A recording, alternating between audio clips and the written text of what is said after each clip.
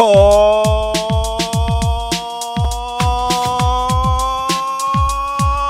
yeah.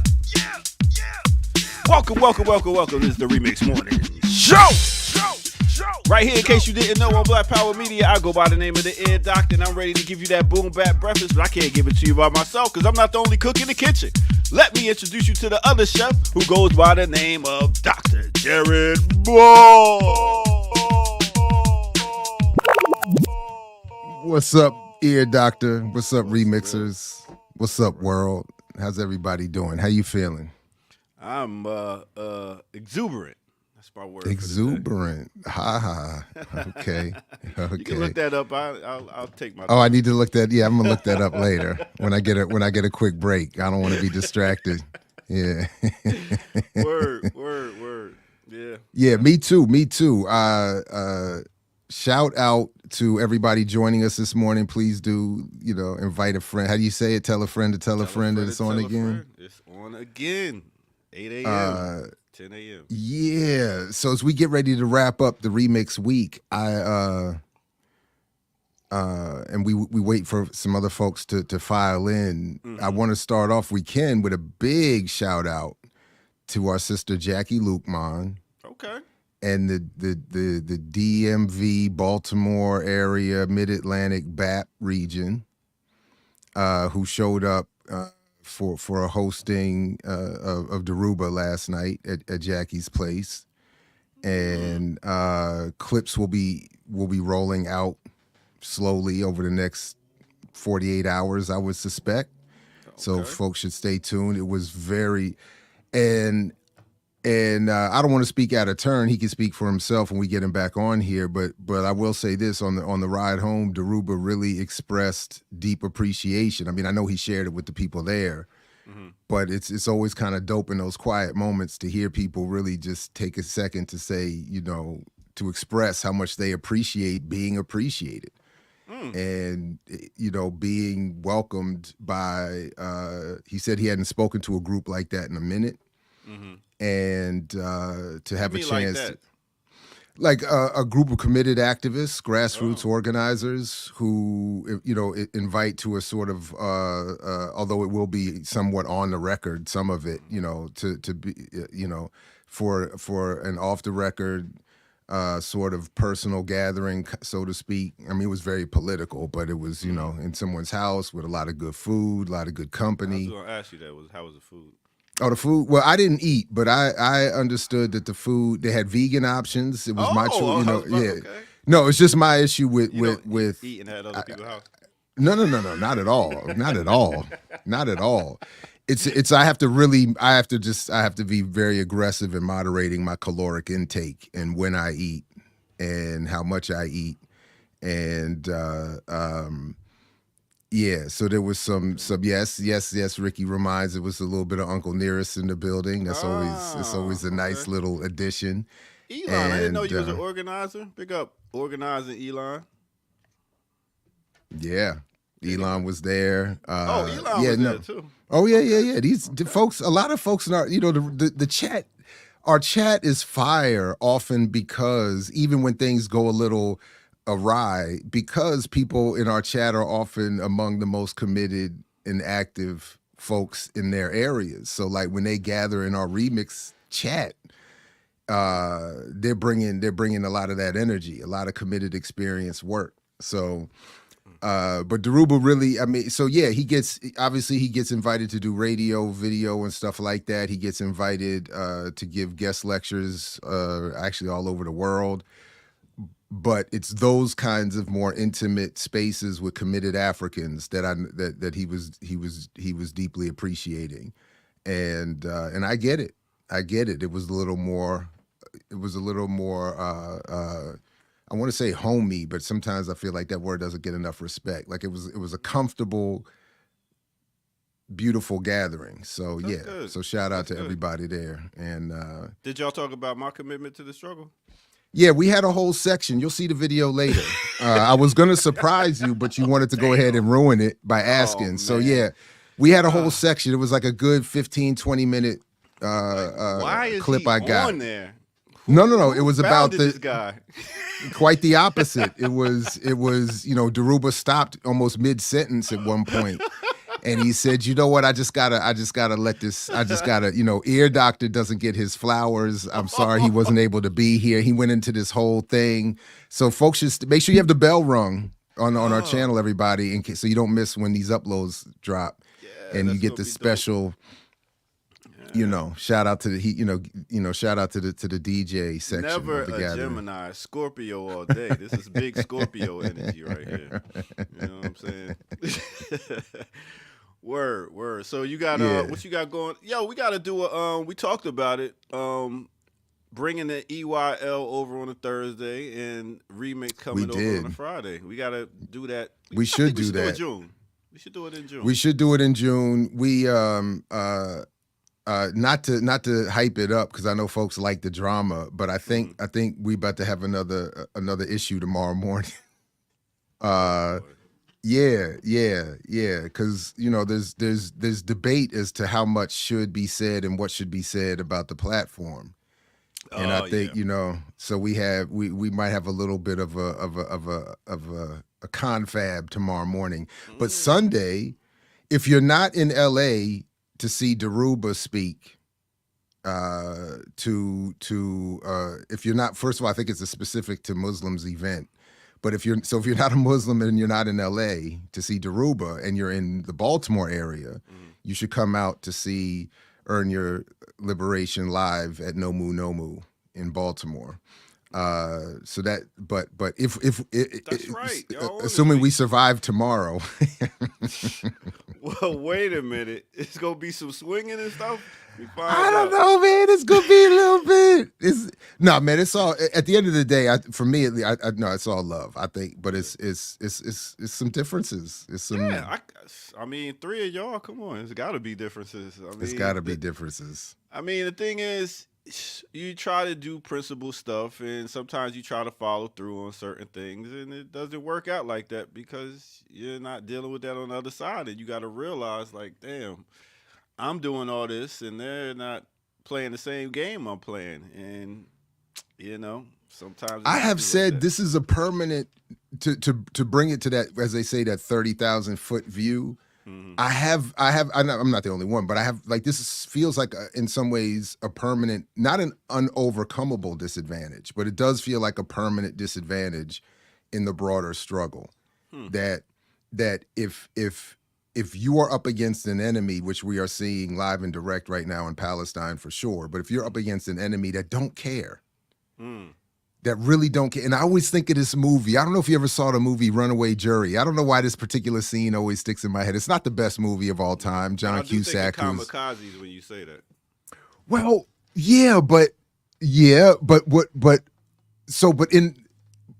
that's interesting that you took it that way. That's interesting. Mm-hmm. We should have a group watch. I've never seen the film, but I've seen and read a couple things that really beautifully said about it. We should collectively watch. I don't know if anybody in the chat has seen this. The film called Tora Tora, and it's about the Pearl Harbor invasion or attack. But what they did was the filmmakers apparently they split the production between the U.S. and Japan. So you get half the production is made by a Japanese company telling the story from the Japanese perspective, and then the other half is from the U.S. perspective. And I actually think that's pretty interesting. So anyway, let me finish my little thing, and then I'll be interested to hear what you have to say. No, because that's interesting. Now I'm going down a whole. Now you got me going down a whole other. I was like, okay, where he's going now? Right. So, but Runaway Jury has this scene, and it's about a jury trial. Dustin Hoffman, Gene Hackman, John Cusack, a lot of big names. And there's this scene where Gene Hackman, who is the conservative arch, defender of a gun company. He's a powerful defense attorney, and he's up against Dustin Hoffman, a little local prosecutor trying to be the good guy, because of course the prosecutors working for the state are supposed to be the good guys. And they meet in the bathroom of the courthouse. And Dustin Hoffman gives this speech. He's like, he's yelling at Gene Hackman about morals and principles, and how can you be this way? You know better. How could you do this? And Gene Hackman just looks down at him and, drying his hands from washing his hands, just like, I don't care. And it's just the way he says it. It's like, my man, don't you get it? I don't give a fuck about your morals and your principles. I'm here to win. You out here worried about being a good guy. I'm a smash. And it's a permanent disadvantage, is my point. And speaking of we have to figure ways. I was going to say, speaking of personal disadvantage, permanent disadvantages. Oh my God! Welcome to the show, Kamal K. Franklin. Franklin. What were we talking about? We talking about. So we talking about, like, we were talking vaguely from that that 30,000-foot view of the struggle with principles and movements. And I was talking about one of my favorite scenes in these movies where the good guy gives his speech and the bad guy just is like, I don't care. Like, you don't understand. I just don't care. And so I like that's like on EYL tomorrow. There might be a little dust up tomorrow. I think there's going to be. I finally did see Diallo's thing. Is it going to be on that the thing? There's going to be some of that. I watched a good hour of that, and I don't. We're not on the same page. We're not on the same page. So, and I don't agree with his definition of principles. Even like I was like, his principles seemed, the way he presented it, it seemed very fungible. It seemed like principles was less of something you stick to, even when somebody is obviously not sticking. The whole point of a principle is that you keep it no matter what others are doing, because that's what you believe. Now, obviously, some things that were mentioned don't have to be your principles, i.e. nonviolence. Right. Someone says that has to be your principle. But when you accept something, with some modifications, I guess, every now and then, but for the most part, that means you're trying to stick to it. That's what you're trying to live by. And you're trying to live by that in spite of how others live by it, because that's what the fuck a principle is. Right? So that's my view. That was my only whatever. We're basically on the same page. I might pop on with you. Come on through. I was like, his narrative of how he handled things. I was like, well, that wasn't. That's another thing. That's another thing. We be telling our own stories. Real quick. So let me play the God's advocate. So check this out. So what if your enemy is fighting with guns and you got knives? Do you like, you know what? I'm not principled. I don't swing with guns and stuff like that because the white man brought guns. So I'm gonna keep these knives and spears. Oh yeah, that's a dumb. See that's a dumb principle. That's not a real principle. Say no. Yeah, I'm not talking about that. That's not the principle. No, the principle should be. No, but the principle would be self-defense, defensive community, and then the tactic is determined after that. It shouldn't be, I'm not using that weapon no matter what, and I'll just take the L, unless you've got a way to defeat guns with knives, and I'm not. I mean, I don't know how that works. I admit I'm not an expert. That's the kamikaze. That's the guns. They like, yo, I don't care. Get little knives. But there's obviously people talk about, the whole Dr. King and the non-about, like, so there's some principle, like, it's like we all don't have the same principles per se, but sometimes when we either agree to a principle or to even stick to a principle, they even stick to a line for a particular period of time, then, as opposed to, if I don't agree with that line, I'm just going to be off and do my own thing. It's like, well, that's not the stance. Then again, it's like more this individualistic idea of like what's good for me, as in what the enemy would do is like, whatever it takes. I don't, I was thinking about this after I watched this show. It's like some people, again, I'm not saying they enjoy, but some people get into this kind of drama or fight, like the back and forth. I've never gotten into it the way I feel like it's not why I'm in organizing, right? I don't organize to get into these kind of peer-to-peer battles and fights. I know they happen sometimes, and if someone calls my name, I will respond to a name. You know what I mean? But I genuinely don't think that's my role here, or that's like, that's ignoring the bigger thing that I'm supposed to be organizing around. Doesn't mean it never happens and the rest of it, But this whole idea of people who relish the back and forth of particularly these days with the YouTube streets and shit like that. I've never been like you know what I mean. Like again, if my name gets called, then I'm gonna respond back. But I know when people doing passive aggressive shit, sometimes it's like, who gives I don't really care. And in that way, I feel the Gene Hackman character is in not for the same purposes, but a lot of times it was like, I don't really care what you think. I don't really care, So I got other things to do. You talking about me, I'm not talking about you. That shows what you punching at me, I'm punching. I'd rather punch up, right? That's my thing. Like if I'm going to punch, I'd rather punch with somebody who has some power, something that make them respond. People who have power over my community. That's where I want to divert my time. That's a small thing, but yeah. Cool, Cool Salat. Cool Salat. I personally wish y'all would handle your beef behind scenes. We've been trying to do that. We've been trying to keep this behind the scenes, funny. And it was not us. Trust me. That's so that I appreciate that comment, but this is actually speaks to one of the issues that I've been frustrated with. Is that personally, I just say, speaking for myself, I have felt more than I'm comfortable with criticism directed at me, and this is sort of my issue with what Diallo was saying yesterday, that there's criticism directed at me that is really the result of me working within a collective, and it just looks like I'm doing something or I'm saying something or I'm not doing something. So that was something that so yeah, I mean, we all would prefer to handle stuff behind the scenes, but then as you've been watching over the last few weeks and months, things get dragged out and it's beyond your control. And then all of a sudden people are like, yo, that's what's happened, or that said, or someone said that, or this critique was offered, or that was that. And then what are you supposed to do? And I'm still, honestly, I don't always know. So I want to be where Kamau is. I endeavor to be at Kamau's level of maturity. But sometimes, like last night, I had to erase a tweet. Oh, no. Because I do sometimes slip into it. We've received many a message from my God. Please don't send that one. And sometimes it's too late. Yeah. It's sometimes but in all jokes aside, I do sometimes reach out to folks to be like, is this okay? Because I'm like, because if I'm out here just as Jared as an individual, I probably would be in a lot more silly stuff. Because I wrote something and I was like, nah, and I just quickly erased it and wrote something more mature. But I do struggle with that sometimes. I don't want to be in it. Like you said, this is not what, like some dude out here in Maryland, he said, I'm a brother in my 30s. He said, I respected you in your 50s, but I'm an MMA expert. And if you ever call me ignorant about your argument again, I'm going to come see you. I'm like, what?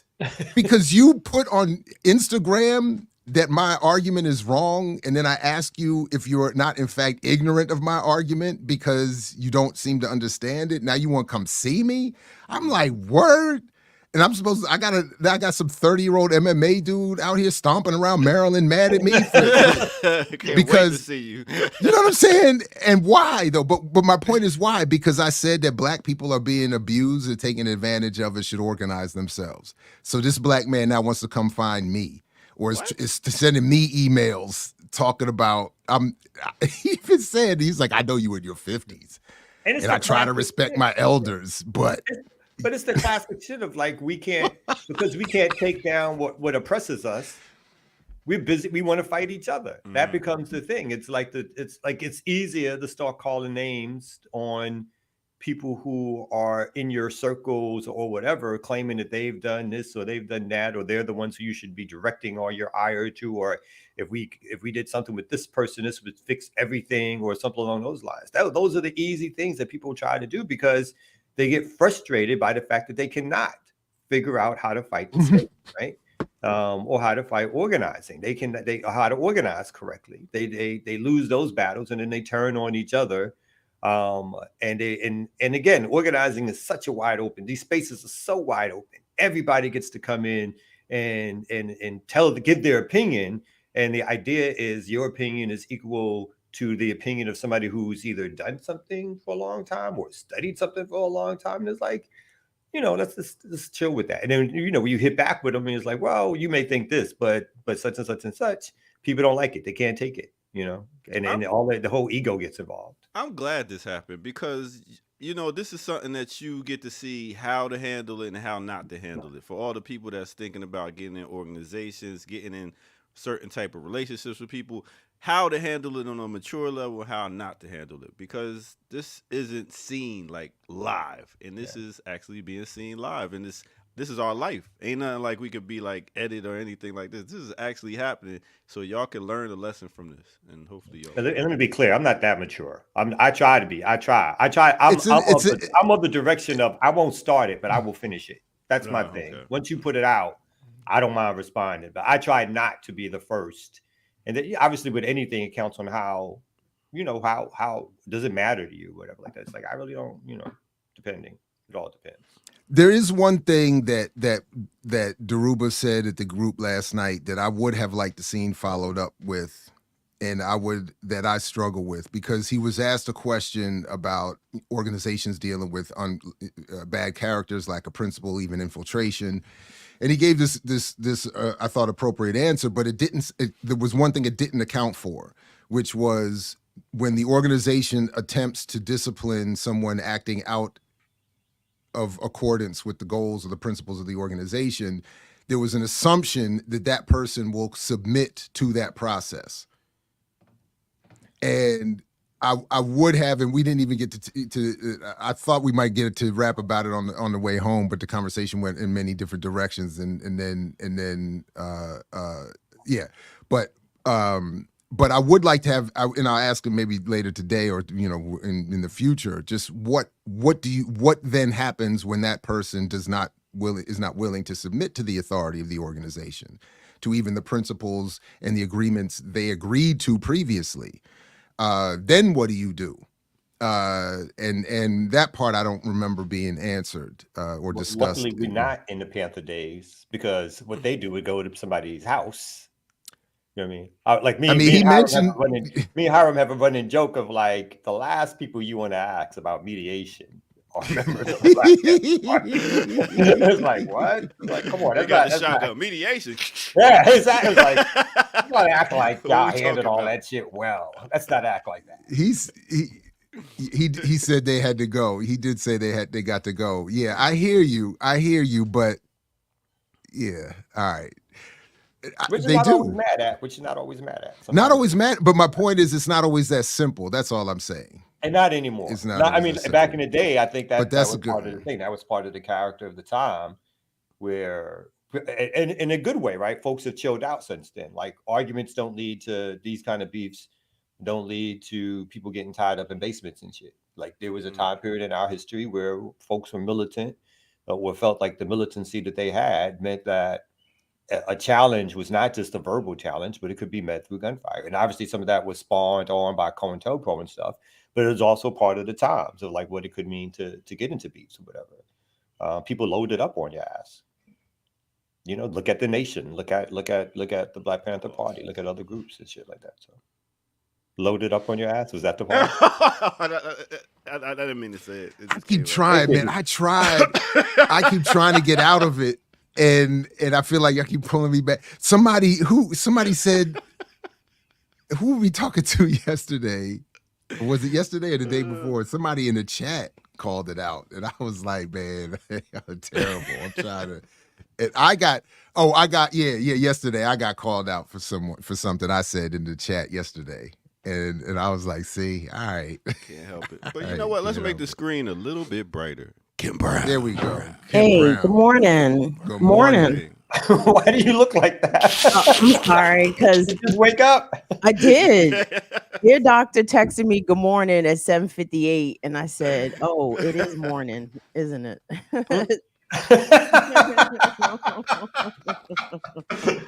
usually don't have that. I just freshly woke up look about Never. you. Today you got that. Absolutely. I just freshly woke up look about you. Oh, like the flight, like the pretty girls do when they wake up. Like no, like Beyonce. Like I just woke up like this. Like never, absolutely never. No, I mean like on air. At least like you take a couple of seconds on air, like you know. But today you do look like you just rolled out. Well, It's those odds. Look at what I found. Look at what my mama found. What that say? My mama. Metro International Training Camp. Lift it up some more, Kim. No, I'm just playing. Shut up, man. Wow. Damn. Metro International. Who is that? Look at the year. Do you see the year? 1993. Yeah. Why is that an important 1993? Because that's when I was playing volleyball. Oh, It's my volley. I used to play club volleyball because I was nice with that shit. So I would play. Oh, really? Yeah, I used to play club volleyball. So we used in to travel. 93? 93, yeah. How old were you about? Graduated. 93, I was 14 or 15. Oh. Freshman, sophomore in high school. I graduated for high school in 93. Big up to Joe. I was released from the Navy in 93. Released. I was in grad Got school. my release. Not honorably discharged. This nigga Oh got no, I released. was. Yeah, I did. That's right. Kicked out Got the door. released. Kicked out the That's door. Right. It was a. They were like opened happy the to cell see you door. go, and I It's was like you happy can to leave. now. Yeoman This is ball. working out well for everybody right now. Win-win. We're a win-win. It is a win-win. He is 93. not helping the mission. Yeah, Wasn't Desert Storm was still on and popping in 93, wasn't it, Jerry? no. It had ended. It had Oh, okay. ended. It 'Cause I wasn't was part in that. two? What was the No. other one? I was in that joint from the beginning. I was in from Desert when it was Desert Shield Oh, to then when it became Desert Storm. I was there from the full beginning to the full end. And was it you there for it Shock was- and All? Was you there for Shock and All? No, that was 2003. I was in grad school by then. Okay. He's like, get That your was- war names right. Right, get Battle- your battle names. respect my war. did That's they my keep new making- hashtag. Respect my war. Yeah, so I got that, and then I got the beginning of the dissolution of Yugoslavia. We were dropping pamphlets on Yugoslavia as propaganda, and I remember pushing a crate up to the flight deck, and I was asking, what do they say? What do the pamphlets say? And I remember my supervisor said, I don't know, you don't know, Shit. and you don't need to know. Damn. And he was like, plus you can't read, we can't read this shit anyway. It's not in English. But he was like, because it was, whatever the Clinton administration wanted Yugoslavians at the time to know. That's what we were dropping on them. I had no idea. Just like, here, just drop this. Just push this crate. That's what was it was, and they tell you, do not think, just follow the last instruction. And it was just push the shit. And then I was the stupid one raising a question, like, what's in here? What are we doing? What does it say? And that's why the dude was like, I don't know. He was like, first of all, I don't know. And I'm your boss. It's like, you don't know and you don't need to know. Just push the shit and shut up. And you're like, all right, my bad. That's my shit around the argument around the good cops thing always. It's always like, who gives a fuck about if a cop is good? It's like when they're told to push the button or they're told to come out and line up, they do it because it's the same thing, right? It's like obey the last order kind of thing. That's the training that they try to get folks to fall into. And I probably had Malcolm's autobiography. It's all about the brainwashing part. That's the brainwashing part. And I probably had a Malcolm book or Fanon stuffed in my pocket. Like I thought I was on my way to radical change, and it didn't matter. My point is, it doesn't matter. What my politics were was that I was going to do it, and I did it. And that's why even back then, when I was asked, well, something about, what if the terrorist gets you, or if they attack you or something?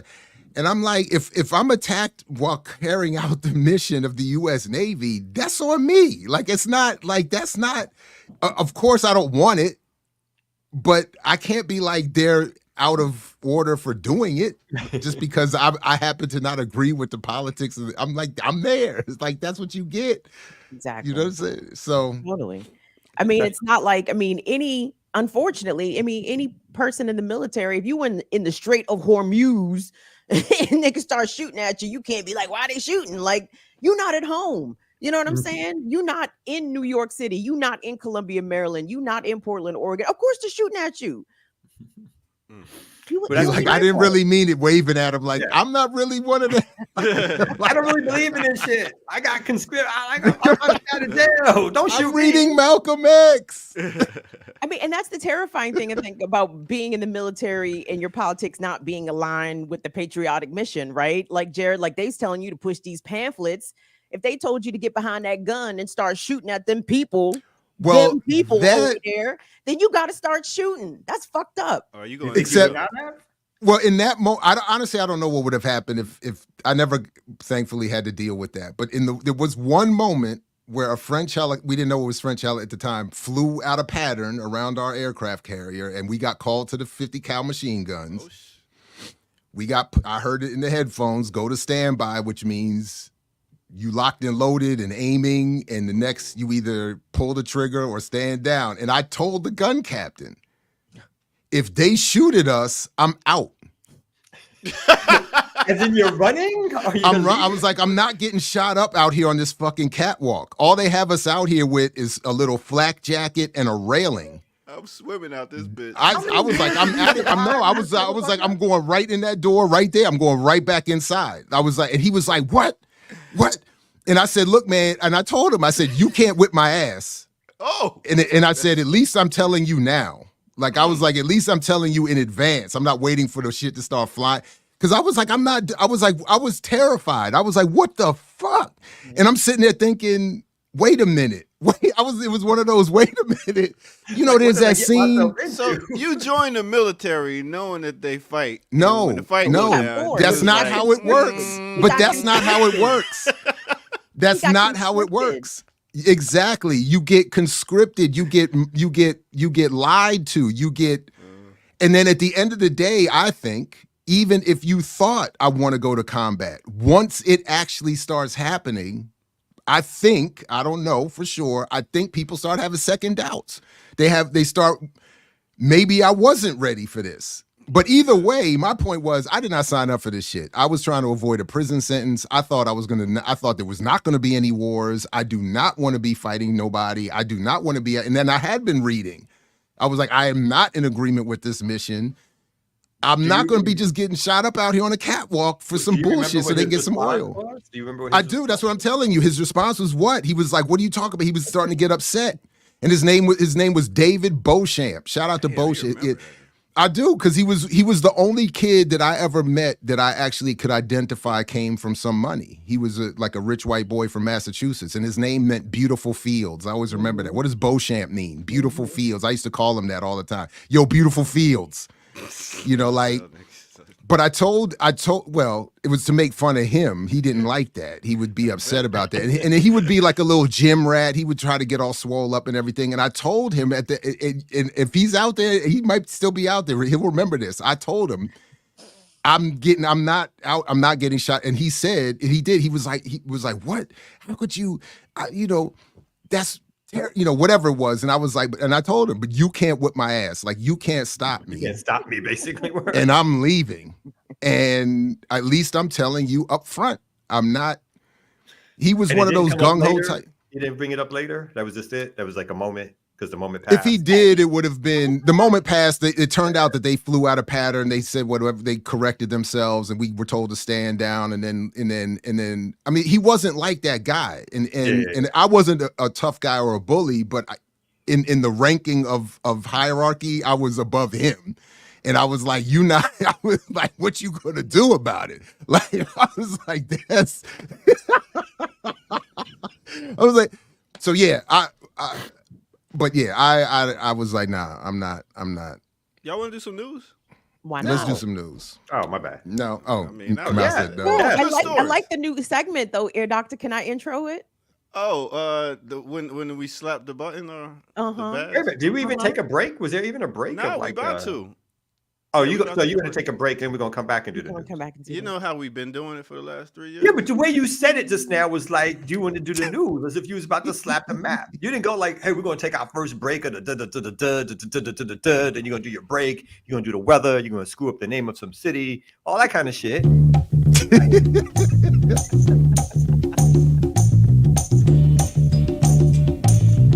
the words of Birdman, we done? God. Welcome out, y'all. This is the Remix Morning Show. I go by the name of the Ear Doctor. And thank y'all for tuning in once again. Please make sure y'all hit that like button and subscribe if you are new to the channel. Go to patreon.com, become a member over there, get footage that is rare. And yes, we are dropping something brand new next week, so y'all are really going to love this one. All right, with that said, let's go ahead and talk about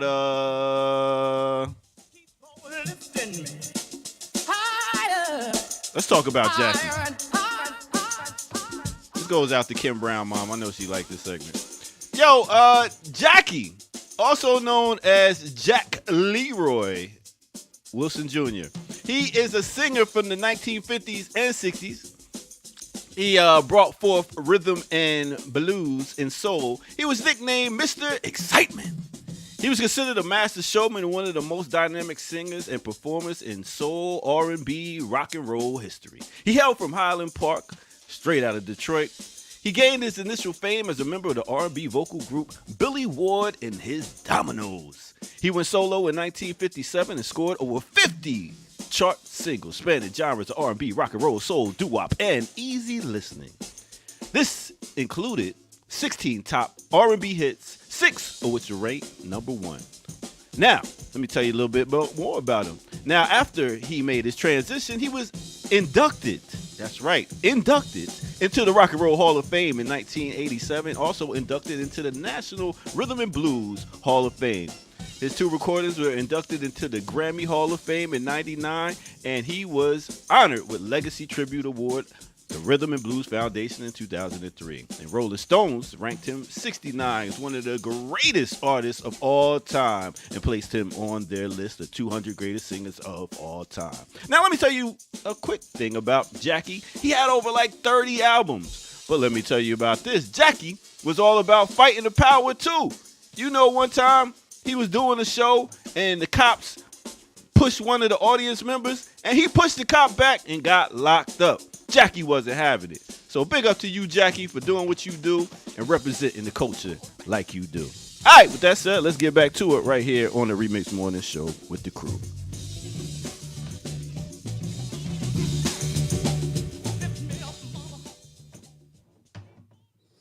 Air Doctor. Yes. Jackie Wilson died an untimely death. You didn't mention that. I was waiting for you. Don't wait for me, nigga. You the expert. Don't wait for me. Don't wait for me, niggapedia. Come on. Tell the people what happened to Jackie Wilson. Jackie Wilson died, a young man out here. What happened? How happened? Nigga, I'm asking you. He don't know. Don't you know he don't know? That's why he didn't bring it up. He didn't find that part in the Wikipedia page. Somebody's got to look it up now. I know he died young. I don't remember what he died of either and shit like that. Did you see the flare, though? How I read it?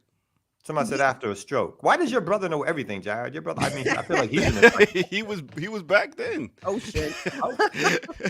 Hey, and speaking of my brother, look what I just found. I was trying to find a picture of that gun mount. Look what I just found. I don't know where I got this, but check this out. Check this out. That's him right there. That's my big brother Jamil. That's our late sister Stephanie. And that's funny. That what I used to think is funny. That is, I think, my cousin Danny. I don't know how that was all put together, but that's little Jamil right there. Look at that on my mama's side. That's when you know. Oh, and look at this. And here you go. Look at this. While we got a quick. I'm sorry about this, everybody. And this is brother Jamil in action, live and direct. Back in the day on tour. Okay. Oh, my bad. I got it. Oh, okay. Live and direct on. Get his nation on. Assalamu alaikum on. True. Yeah, I will buy a final call, brother. Thank you. And a bean pie, please. And a bean pie. Yes, bean sir. Pie be banging, yo. Anyway. Whoa, what My the bad, bean my pies? Ridiculously banging. Oh man, They I are miss too seeing good. the grubs. I know. Yeah. The Brubs would be out there, New York Avenue and Bladensburg Road, coming right into the city. Got everything. What you need? The final call. You need some oils. You need some of them bean Incense. pies. Yep. Ooh, incense. Yeah. I almost joined because of the bean pies. I was like, I joined an organization that can make bean pies like this. Show day. Son. He was like, wait a minute, we can't eat no pork. Not me, sir. When I discovered Malcolm, I gave up pork. I gave up pork, cursing for like a year or so. I think I told y'all. You know, I had the Malcolm buttons on. I had a button on my belt. I remember I told you I went into a strip club. I had to take the button off and put it in the car. I was you can't see this. Yeah. I was done. I did. I had to take the button off. It was like he didn't say I'm not going to the strip club. He just said I'm gonna leave the button in the car. Right.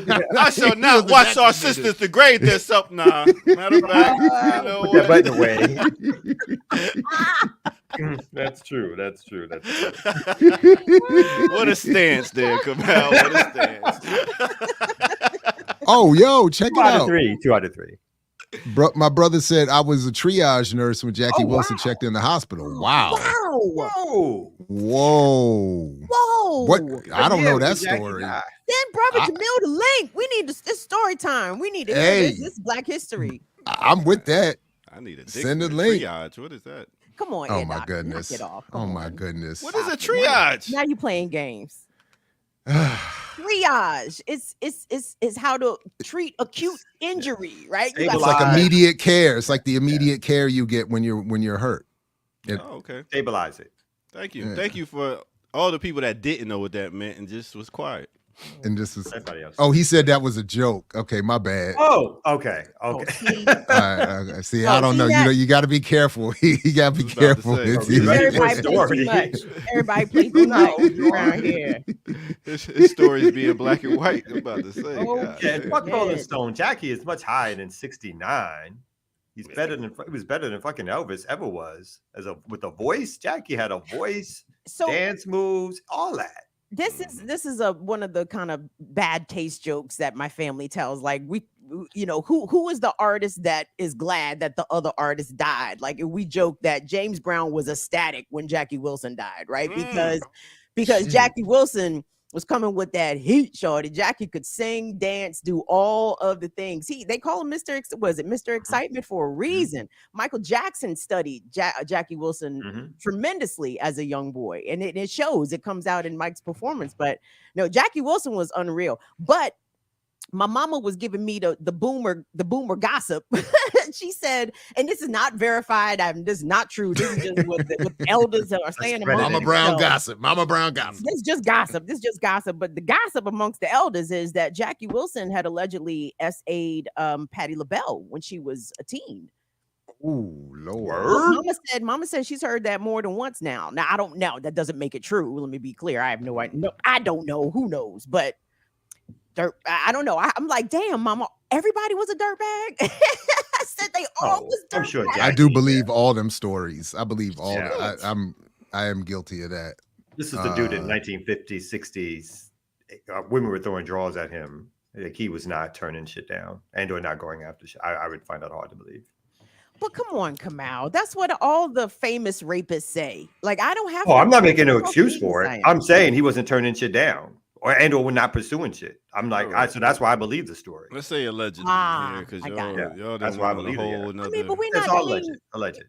No, breaking news. Kim Brown reports. Can you slander dead people? Is that possible? James Brown assassinated Jackie Wilson. There's a states. Yes, you can. When you clip that, put that on the title. Kim Brown reports. I mean, come on. I said James Brown was happy that when Jackie Wilson died. My uncle says that James Brown was happy when Otis Redding died. You know what I'm saying? Like, I mean, it's kind of like, Jay-Z when Pac died, right? It's like Biggie, not Pac. Oh, I'm sorry. Well, Big and Pac, really. No, I'm saying Jay-Z was happy when Biggie died. I think when both. I think in both. In fact, allegedly, I think he has something to do with it too. Whoa. I think when we clip this, Jay only just put Kim Brown reveals in the number one slot because of the deaths of Pac and Biggie. That's accurate. Even during that time period. And to be honest, I mean, Pac should not be up in the top 3, but that's another discussion. But all right. Yeah, not arguing. I'm gonna leave on that hip hop note. What you gonna leave for? What are you talking about? Because it's time to get the news, and it was Big L and Biggie that Jay-Z was happy that Big L. That is I will credit. That is a good point. People do not understand that history, and Big L. In fact, Cam mentioned it the other day, even on his show, that Big L was. I think Big L's death gave a lot of room to a lot of careers, particularly coming out of New York. As a rapper, I agree. I actually agree with that. His importance to the culture and the history, I think, is not overrated. But as an MC, I don't. Yeah, you're right. You're right about that. Culture 88 said lies, lies. Don't you talk about? Because I think with music, it depends on how it makes you feel and what it means to you. So you're never gonna get a real. No, objectively, I already know. Tupac. Here we go. The Pac hive is out. Y'all crazy. High Fromadi. High Fromdi. All right. Well, news time. So let me get up out of here. Get with the news. I mean, it's like Tupac ain't overrated. Wow. Who said Pac was overrated? I mean, you guys. First of all, the views and opinions expressed by Kamau Franklin do not represent that of everybody on screen. Okay, don't let Kamau does not speak for us. Especially that hip hop aficionado. Them rap takes. I don't vouch. I don't sign off on them rap takes from Kamau Franklin. Usually I don't either, so maybe I do need to double check this one. If I'm in agreement You're with gonna go Kamau, back. I might be. I might need to think. But it is true. I've never like there's almost none of his tracks that I will quickly go and play. He's not on any of my playlists. Yeah, one flow. Tupac Shakur. He's not on. I mean, okay. Seriously, I mean, old school. Listen to old school from Tupac. You'll like it. You'll like it a lot. Even the Machiavelli is a hell of an album. Like it is that shit is crazy. What I mean, Ambitions of a Rider, Bomb First, my first reply, the original Me and My Girlfriend, the tight one, not that bullshit that Jay-Z and Beyonce put out there. Like, nah, Machiavelli is a banger of an album. You can listen to that all the way through. Take a re-listen. Take a re-listen. You got to re-listen to it, Jared. Yeah, because this isn't true. Culture 88. This is not true that I barely listen to folks not from the East Coast. I am an East Coast bias, but I listen to Medusa, Planet Asia, and all of them. I listen to. I don't have a problem with the West Coast. I'm just saying. Oh, somebody's going in hard. Oh my God. The South also got something to say, Jared. Who are your Southern rappers? Listen to the insults. Skip don't count. Skip the. Oh wait. Me against the world. My bad. Go and put that back up. My bad. No, the insult. It's like wait. I can't. It went too far up. Now where's this shit at? He didn't have the best beats. That's my only thing with Tupac. Here we go. The half-breeds. Kamau more like an Eminem guy, so it's half-breeds don't get it. Too black. Damn. Yo. Shots hooking. Damn. My. And they got the Good Times picture, like they pure. I know they pure. They're pure. Link X16. I don't know who you are, so I can't respond. I would love to dig into your personal life. Probably a white guy. But I don't know who you are. But so what? Didn't make shit up, okay? Ain't they making shit up? Ain't they making shit up based off their comment? Didn't make some shit up about them. So I don't. Honestly, I was never good at the dozens. That's why I can't get into that shit. That's why I would be too quick to fight. At the dozens, no, I'm not. No, I'm not. I get angry and get all bent out of shape, and then motherfuckers want to swing, or make them want to swing on me. I just say something crazy like "fuck you and your mama." Then you can't beat me though. You can't beat me though. Hey, in that moment, I was like, you got, because you would have to be able to whoop my ass to stop me from standing out here getting shot. You damn right. Right, and I don't think he was it. No, but listen. I would like, all I would want to request is we got to do better than Half-Breed. Like that's so, like we don't have anything better than that. We haven't evolved. That's the same shit I heard at the bus stop in second grade. Like we don't have the new kids, the new generation don't have like a new level to this. Is this like there's no new Half-Breed, Zebra, Oreo, like we doing the same shit. You can tell the age of the person that sent that, right? Like that's whoever sent that is deep in their 40s or possibly in their 50s, because young people don't, to my knowledge, they don't make those the same sort of cut downs. Because what the fuck is a half-breed? A black man, a black person? What are you even saying? Somebody with a white parent who still gets stopped and frisked by the fucking cops? Like, what are y'all even fucking saying out here? Kendrick said that boy that Drake has 3 white grandparents and is still black.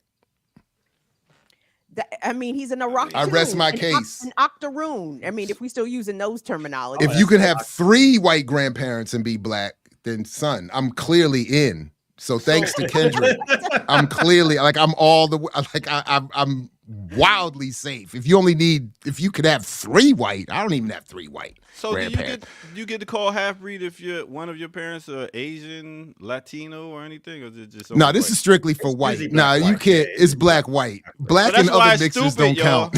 That's why it's stupid. We don't concern ourselves. No, wait. Here's my. I got my comeback. Wait. I got my comeback. Oh. I may be a half-breed, but you are fully tuned in to the Remix Morning Show. Nice. Oh, okay, well that wasn't too bad. All right.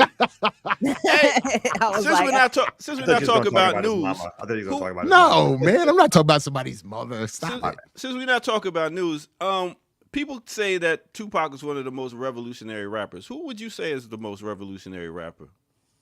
You're making my head hurt, doctor. Would it be Chuck D? Unfortunately, none of them anymore. Yeah, but I mean, in terms of content or behavior, content. The Dead Prez crew got to be up there. Yeah, Dead Prez. Yeah. No, I agree. Dead Prez. But for lyrical content, who? Not Chuck D. I mean, second or third. Okay. I wouldn't even say no. He wouldn't even make top 10 if we're going all time. Wait a minute. Wait a minute. Wait. Unless we're only talking about the chart toppers. No, Immortal Technique is on there. Absolutely, Immortal Technique, Rebel Diaz, X-Clan, Poor Righteous Teachers, Wise Intelligent. I might put Poor Righteous ahead of Chuck D. I might, but I would definitely put Wise Intelligent on his own. Ahead of Chuck. What he says about me, notwithstanding, but his content, I think, is far more revolutionary. The coup is far more revolutionary. Paris, I saw somebody. Paris, who wrote one of the albums for Chuck. Not Brand Nubian. Not Brand Nubian. Yeah. Not Brand Nubian. And I wouldn't even, and Rakim is not an answer either, folks. Not Rakim. No. Lauryn Hill. Rakim is not a revolutionary. No, Lauryn Hill. The fact she's not she's not a revolutionary rapper. She changed culture with that's her album. That's a different conversation. You talk about revolutionary as in revolutionary politics. Yeah, KD said define revolutionary, but so you got to define revolutionary. Lupe Fiasco, I don't see that. I like Lupe, but I don't see Fiasco. Not as. Did you know he dated Amanda Seales? I didn't know that. I heard. She that. said I was like, she said that on one of her recent. I didn't know they did. I didn't know. You know, I DJ'd for Amanda Seales one time. Did you date her? Really? Nah. It was at the Essence Festival. I interviewed her. Did you find her to be what folks are saying about her, or do you find her to be more what she says about herself? She was just. What does that even mean? Whoa! What does that mean? Well, she's getting a lot of grief right now. Like people, I actually found myself like I'm on her. People saying that she's making it all about her. She's the victim. Everybody's mad at her for no good reason. She's the only principled person that. I could see how in the way that interview came off and was edited in some sections, I felt that it could come off that way. But I actually appreciated meeting her. The little bit of time we interacted, I thought was pretty cool. I think she's a very interesting and talented person. Yeah. And she's got some politics. And she has some politics. And I think what bothered people was that she was very clear about her who she knows she is and what she expects from other people and how they should interact with her. Mm-hmm. And I could get how in some cases that could make people uncomfortable, but that's only because I think we're used to people letting people walk all over everybody. Mm-hmm. I thought she was dope. The only part I saw was when she went in on Shannon, when he tried to defend the little racist, when she was talking about like her experience of like a racism when she was a kid, and he was kind of like, oh, they were just kids. Yeah. And then she went a little bit. So would you say that to the kids? I think what's Ruby? What's Ruby's last name? The sister who was trying to get into school. Yeah, Ruby. Let's just stay with Ruby.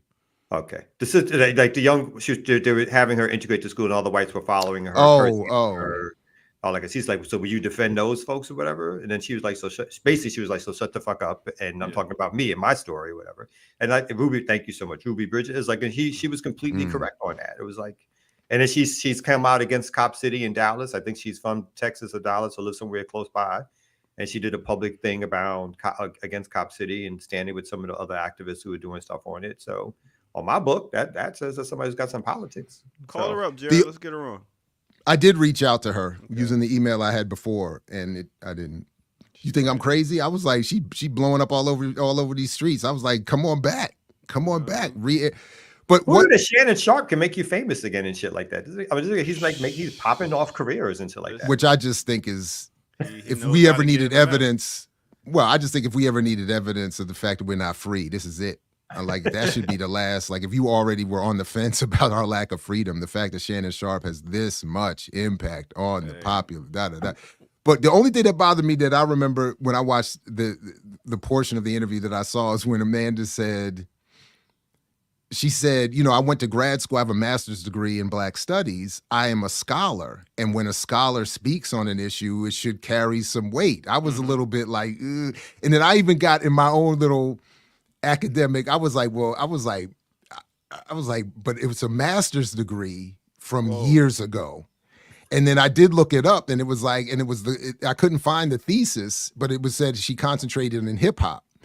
So I was like, I had a moment of I admit some radical arrogance or academic arrogance, because I was like, how are we defined? If you're gonna say I'm a scholar whose word should carry weight, you can't just have gotten a degree like 15, 20 years ago and then that be that. Like, I'm now an automatic expert forever on everything Black because I wrote a thesis on hip hop 10, 15 years ago.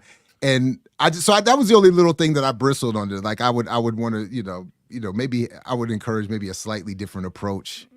I liked it, especially coming from Morris Brown and a degree in African studies. I was like, You thought you guys were similar at that point? So when you say I'm a scholar, I mean, I studied African people. It depends on. I sat around and just maybe watched. I do think we should slap the map. Maybe we should slap the map. No? Yeah, all right, maybe. Let me get out of here. Maybe. Well, what do we do?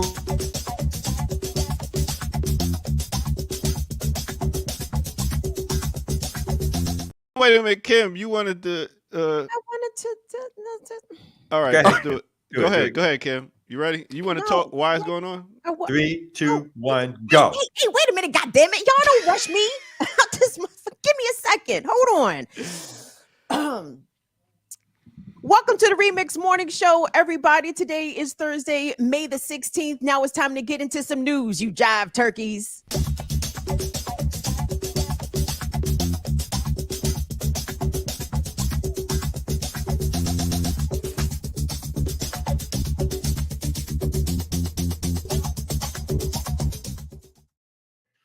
That was good. It is a little 70s. So, well, shout out to Hiram. Let me not act like I just created that. Hiram said that yesterday in the chat when Ear Doctor debuted that for the first time yesterday. He said, slap the map, jive turkeys, or welcome to the news, you jive turkeys. I said, that was funny, Hiram.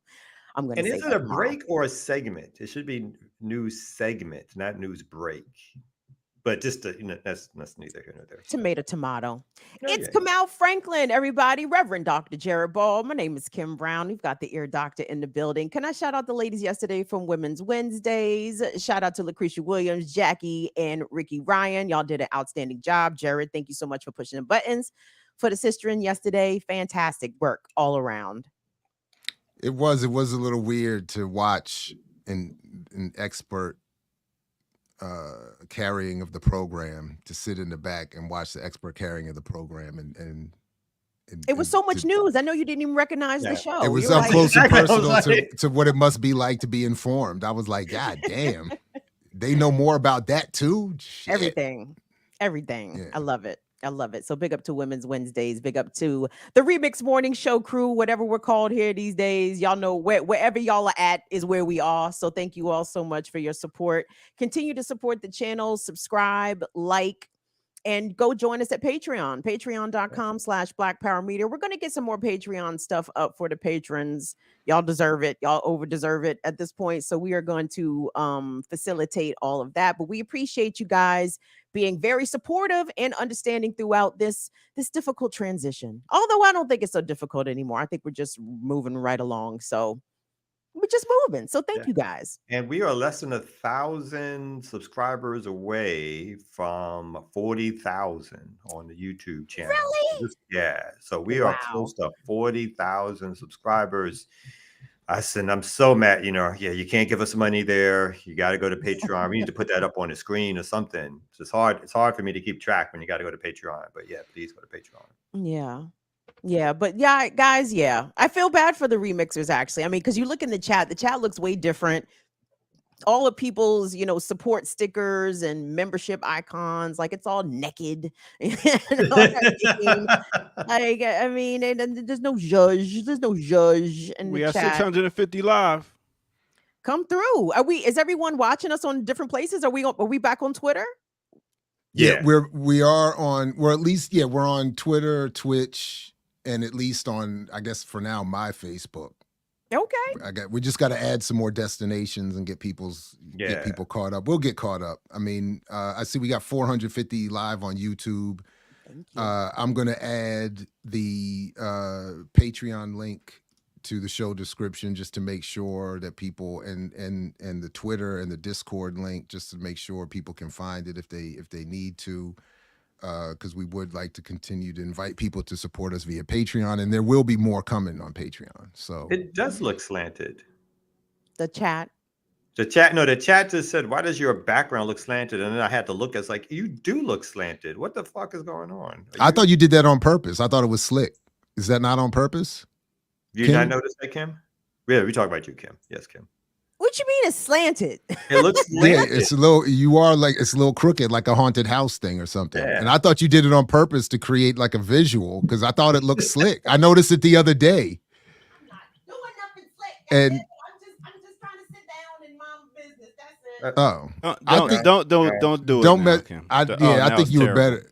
Now it's even now we worse. see your light. But now we see the light and everything. I think you were good. I think you should leave it. Why are you? When I speak, y'all should see the light anyway. Indeed. I always see the light. I see now the light. Now the light is beaming off your Frederick Douglass. I will knock you in your. There you go. There you go. We still crooked. Yeah, but it You know looks great. A little bit, doesn't but I look like it. But I actually like it. I thought it looked slick. It reflects my state of mind, a little bit askew. You know what I mean? Just Yeah, you giving big Frederick Douglass. I will, doctor. I'm a big Frederick Douglass. You upside your head. How about that? I think you talk about her hair. I didn't get it at first either. That's the only thing I got. Oh, well, wait a minute. You know what he's talking about, or no? Because first of all, Frederick Douglass, Maryland All-Star. Put some respect on his name. Let's be clear. Cool. Maryland All-Star. His statue adorns our campus. Does it really? It does. We have a nice big Frederick Douglass statue outside of Douglas Hall, the center of campus. Walking with a cane as he's like walking. It's like it's actually a good statue. I actually like it. I wonder if Fred ever had to beat somebody with the cane. You think Fred? I know Fred had hands. Isn't that one of his stories that he had to beat up his overseer in order to gain his freedom? Wasn't it? Yeah. I believe that. I wonder how many times Fred had to put the paws on people. I think Frederick was like I think Jared is like a modern day Fred. I can see Fred being like, because having a little attitude, but I would not. I'm not marrying a white woman though. Person of his time. But I would not have been. Yeah, you wouldn't have been able to Google me like Kamal does and pull up my white wife though. I'm not doing that. I mean, yeah, he traded in the black one. He's like, I'm free now. I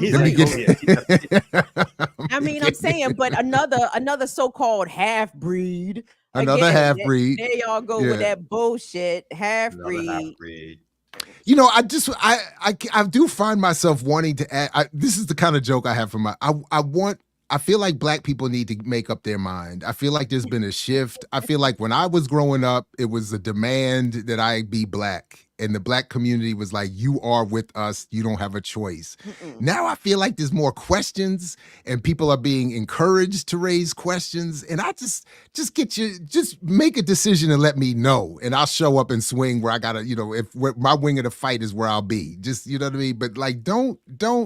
No, I'm just playing. Because niggas like Tiger Woods fucked it up for y'all. Like Tiger fucked it all up for the biracial folks because here come Tiger. I'm not black. I'm Calibanesian. Shut the fuck up. He did not help. That was not help. Your daddy name is Earl, nigga. Your daddy name is Earl, nigga. What? You Calibanesian. Your daddy name Earl. Your daddy name is Earl. Okay, what the fuck is you talking about? What is you talking about, Tiger Woods? And then you have all these kind of ambiguous, you got the Patrick Mahomes. I don't know how Patrick Mahomes identifies racially, but he seems to have selected a lot of the white. You know what I mean? He feels white. So and exactly. his politics sound white. It's like totally. Yeah. Absolutely. So I feel like for mixed race folks, especially African and white mixed race folks, you know, I feel like nowadays they kind of have a choice. Well, you know, not really. You know, they themselves have abandoned the one drop rule, which is, I guess, a good thing. You know, abandon that colonialist mindset. The one drop rule, that's some white folk shit. Yeah, set that. I'm shit with aside. Brother Chris. It was Obama and Drake that have. Touche. They like putting the final nails in the coffin for my crew. Yeah, it's like it's for y'all biracial motherfuckers. And then I'm not. Hey, look, I'm not mad at that. There's all kinds. Anyway, I'm interested. I'm fascinated by the whole thing. And as long as your conclusions lead you to something black and radical, I'm not going to be too mad at whatever folks. But I feel like a lot of folks just want to call me mixed so they can run off to their liberal punk ass politics and feel better about themselves. And that's the part. Jared, I don't know if you remember this. One of the first conversations we had on the phone was after that bullshit happened with Tucker Carlson, and I was getting all kinds of threats and all kinds of crazy shit. And I think I mentioned to you that some of the dumb comments I was getting is that people were saying that I myself was biracial. And I was like, Jared, I got 4 black grandparents. The fuck they talk about? Fuck with me. And you were like, and that it was then that you told me that I had no idea you were mixed. You look like one of my fucking cousins, who are all black, by the way, black on both sides. You resemble my family members. So I would not have even known you had a white parent until you said something. So what I've learned is that's how it is for me. It's in the eye of the beholder. And literally, in a version of it even happened this semester. It happens all the time. I watch people have arguments about where they see me. I think it's hilarious. And invariably what it comes down to is just that. If people can identify someone like me in their family, they're more likely to be like, he's with us. And when they can't, they're more likely to say, nah, he's not black enough. I need. It's just, these are just generalities. I'm just throwing it out there. But and I think it's because it is understood, in at least in media studies and probably elsewhere, that argument that we judge ourselves by who we are not as much as we judge ourselves by who we are. So what happens a lot is I will enter a space and people will have that return them to some self-reflection. And if my presence upsets that, in other words, if they're looking at themselves as black and then I walk in the room and I'm also counted as black, there will be times where they'll be like, hold up, if he's black, how the fuck, then what am I? Then I must be XYZ. So in other words, he can't be because I am. And then the same thing will happen when there's other so-called biracials in the room. And then they will, depending on how they self-identify and situate and even look, there will be that interesting, I can't be identified with him because I've already created my black space. So I need to separate myself from that version of mixture. And so it's a lot of weird stuff going on, but it often does come down to if I identify somebody in my he looks like my father, my uncle, my brother, then they're like, yeah. Other people will be like, I didn't even know you did have a black parent. Like I still will sometimes get that at this point, the more I've lightened up and lost my hair and my bad. I'm just answering a question. My bad. I'm responding to a point. All right, let's go. We're only an hour plus in. Let's go. What you want to get to? I sent you guys a story. Who's got news? I sent you guys a story. Check your emails, brothers. The brothers, the jungle. Underrated. Jungle Brothers are underrated, B. All right, I got you here.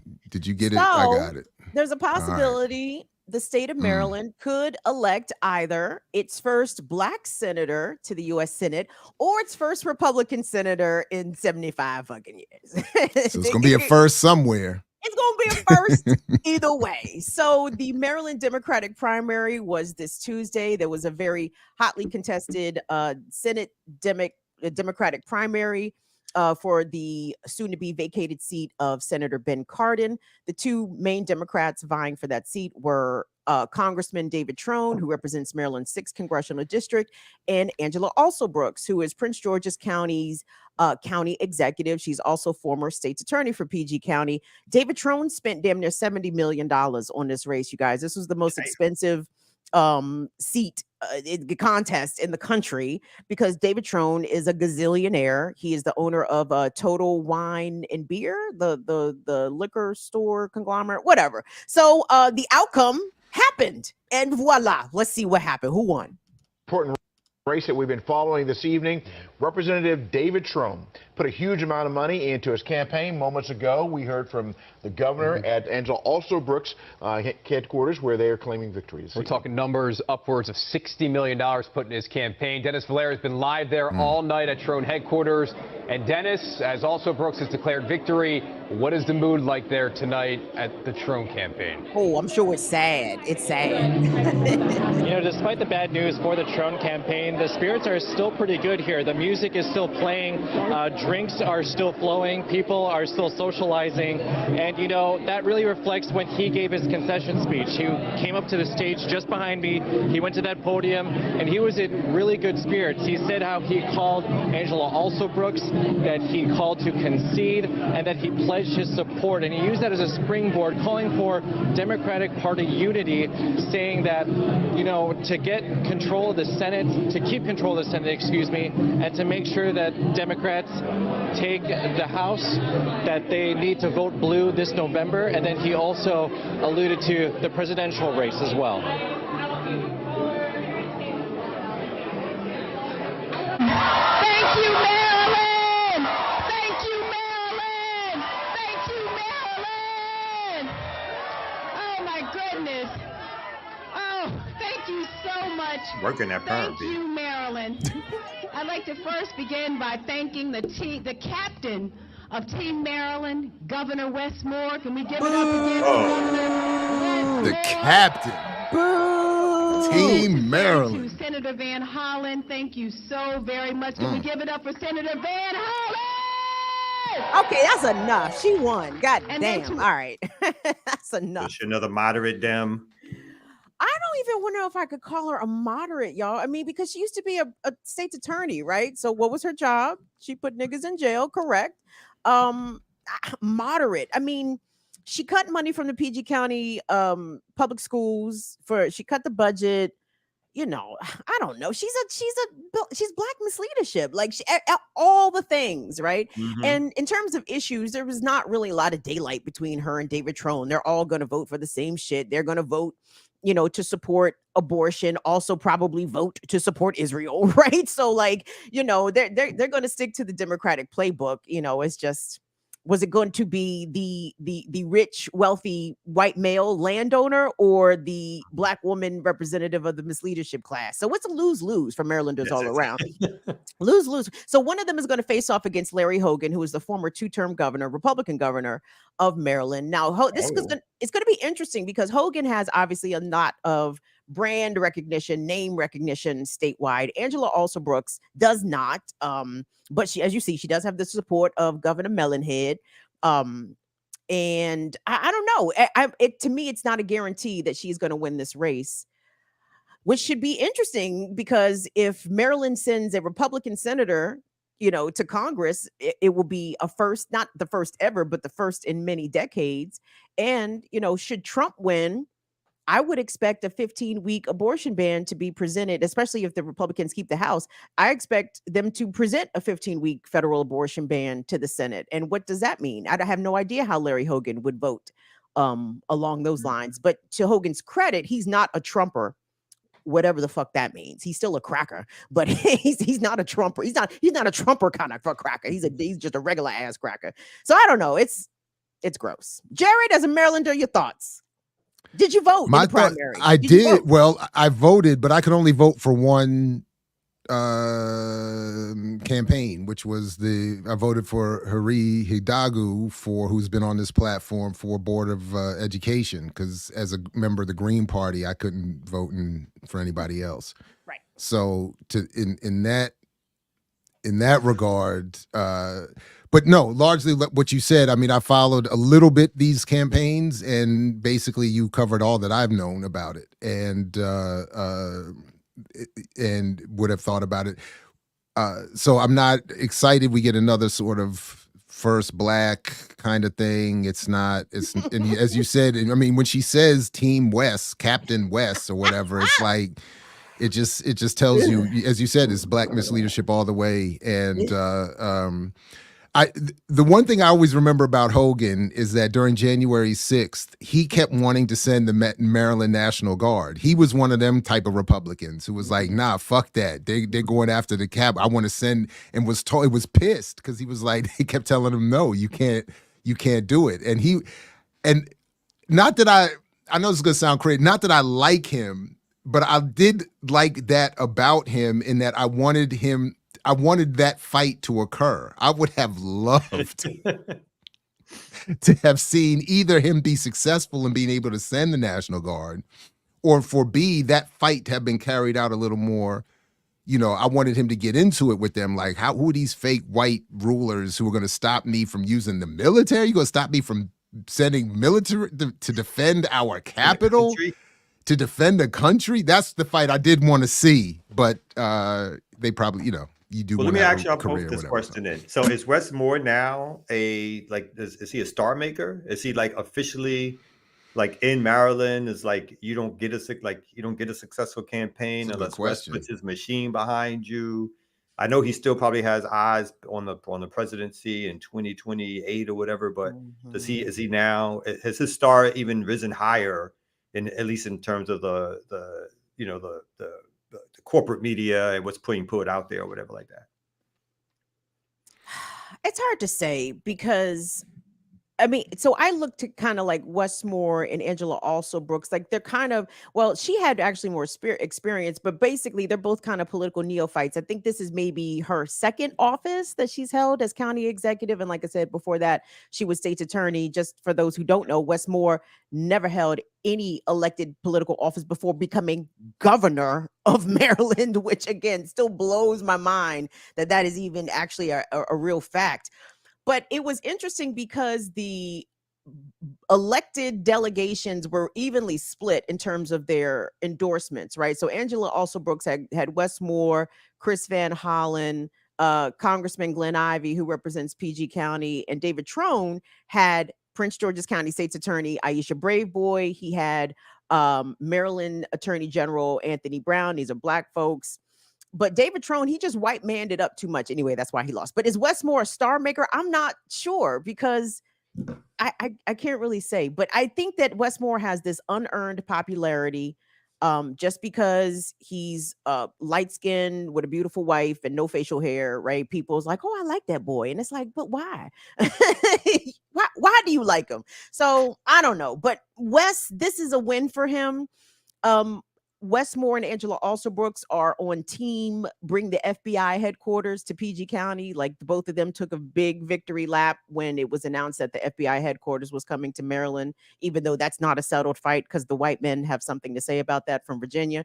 I'm watching that too. But I don't know, Jared, do you think Wes Moore's endorsement is carrying weight with folks, with black folks, especially in this state?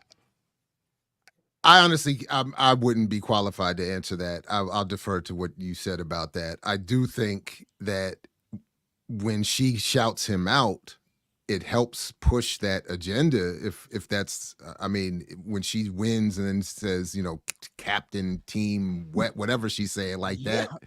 Yeah, really. Yeah. I mean, that definitely helps. I'm still a little bit disappointed that, because I was really hoping selfishly to call everyone out for being the one to call it. I wanted to, because I was predicting he was going to join the race this year for president. That was my little. I obviously I'm too early, but I thought when people saw how bad Trump was looking, they were going to elevate Wes even sooner. Because to Kim's point, I do think. And my godfather has said forever, you cannot trust a black man without facial hair. Ever. Not one. Don't you dare do it. That nigga's an op. That nigga's fed. He ain't got no facial hair. He's the police. Okay? I know we endeavor to the highest of scientific analysis here on the remix, but you know, I have never forgotten that, and you know, like I'm always like I gotta keep something gristly growing to just to let everybody know what's up. But yeah, yes, because seriously, but to your point, whether that to the extent that that's serious or not, but the way he's presented his family is clear. I mean, it's clear what the goal here is, and I just would have expected it to be a little fast tracked, a little more fast tracked. Not with Biden as the incumbent. They can't do it with Biden until Biden is dead. If Biden dies tomorrow, say that. There you go, Kamau. That's the path to Westmore. If he dies tomorrow, Westmoreland is jumping in, Kamala's jumping in, the young whites are jumping in. It's like it's like entering that new generation of Democrats. Your boy, what's his name? The Gavin Newsom. Newsom. Oh yeah, definitely jumping in. They're all waiting for this election to be over, and they plotting and planning. Obviously, whoever wins, it's their final term. So whoever Trump can't run again after this, or won't be, he can't run. I mean, if he wins, as he's done. If he loses, he's just going to be too goddamn old for anybody to think he's going to run again.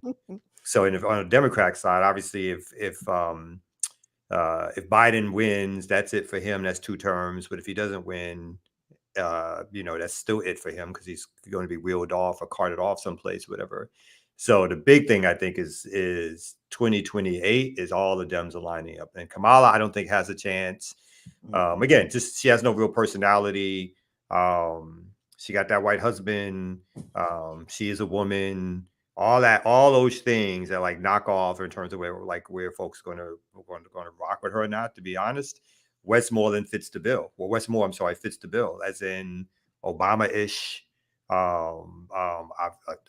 What looks like a relatively good speaker, the beautiful black family, the military background. If I'm not if I got that, so he knows how to cater to the whites. Him and Gavin Newsom to me look like the preeminent candidates of the Democratic Party. Doesn't mean anything for us as a people, right? But just in terms of the personality, the look, and what they're going for, to me, at least at this stage, they seem to be the two that will like carry the party or whatever over the next several years. At least that's what it's shaping up to be, I think. I just want to call out what I heard is quick. Sorry, Kim, just quickly the Freudian slip that come out when he referred to Westmore as Westmoreland. And for some of us of a certain generation, that name will, the Vietnam era general or some militarist of whatever kind. So I think it's perfectly appropriate that you mess up Westmore and Westmoreland because they are of that similar. Sorry, Kim. I just had to throw that out there. I couldn't help it. I noticed that. I was like, no, I just wanted to just add that, part of Westmore's national profile helped to get elevated with the collapse of the Key Bridge, right? So he's getting the opportunity to show that he can lead Maryland through this tough time. It's like, I hate this nigga so bad. So wait, 2 questions, Kim. One, my brother just was asking, did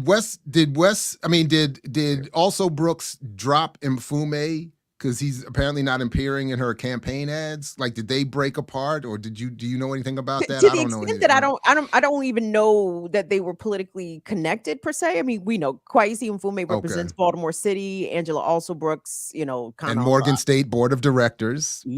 Okay. so I mean, no, there was a split, and again, when I call it a split between the endorsements of the Maryland elected class between who supported Also Brooks and who supported David Trone. David Trone bought a lot of them endorsements, to be fucking clear. Not to say that the Democrats don't themselves also buy endorsements, but Trone, a very wealthy white man, donated to the campaigns of Aisha Brayboy and Anthony Brown, like the people that publicly supported him, the PG County State's Attorney and the Maryland Attorney General. Like, so it was all shaky. It was shaky all the way around. But as far as Also Brooks having a political relationship with Kwesi Mfume, I really don't know. I can't speak to that, Brother Jamil. And then, yeah, go ahead. No, I was going to switch a little bit, but go ahead. No. Well, I was also going to, you mentioned the Key Bridge falling, and did I hear correct? I don't know. I wasn't ready for this either, but did I hear correctly that it seems like there's more of an intent to blame that incident on the so-called foreigners who were running the ship?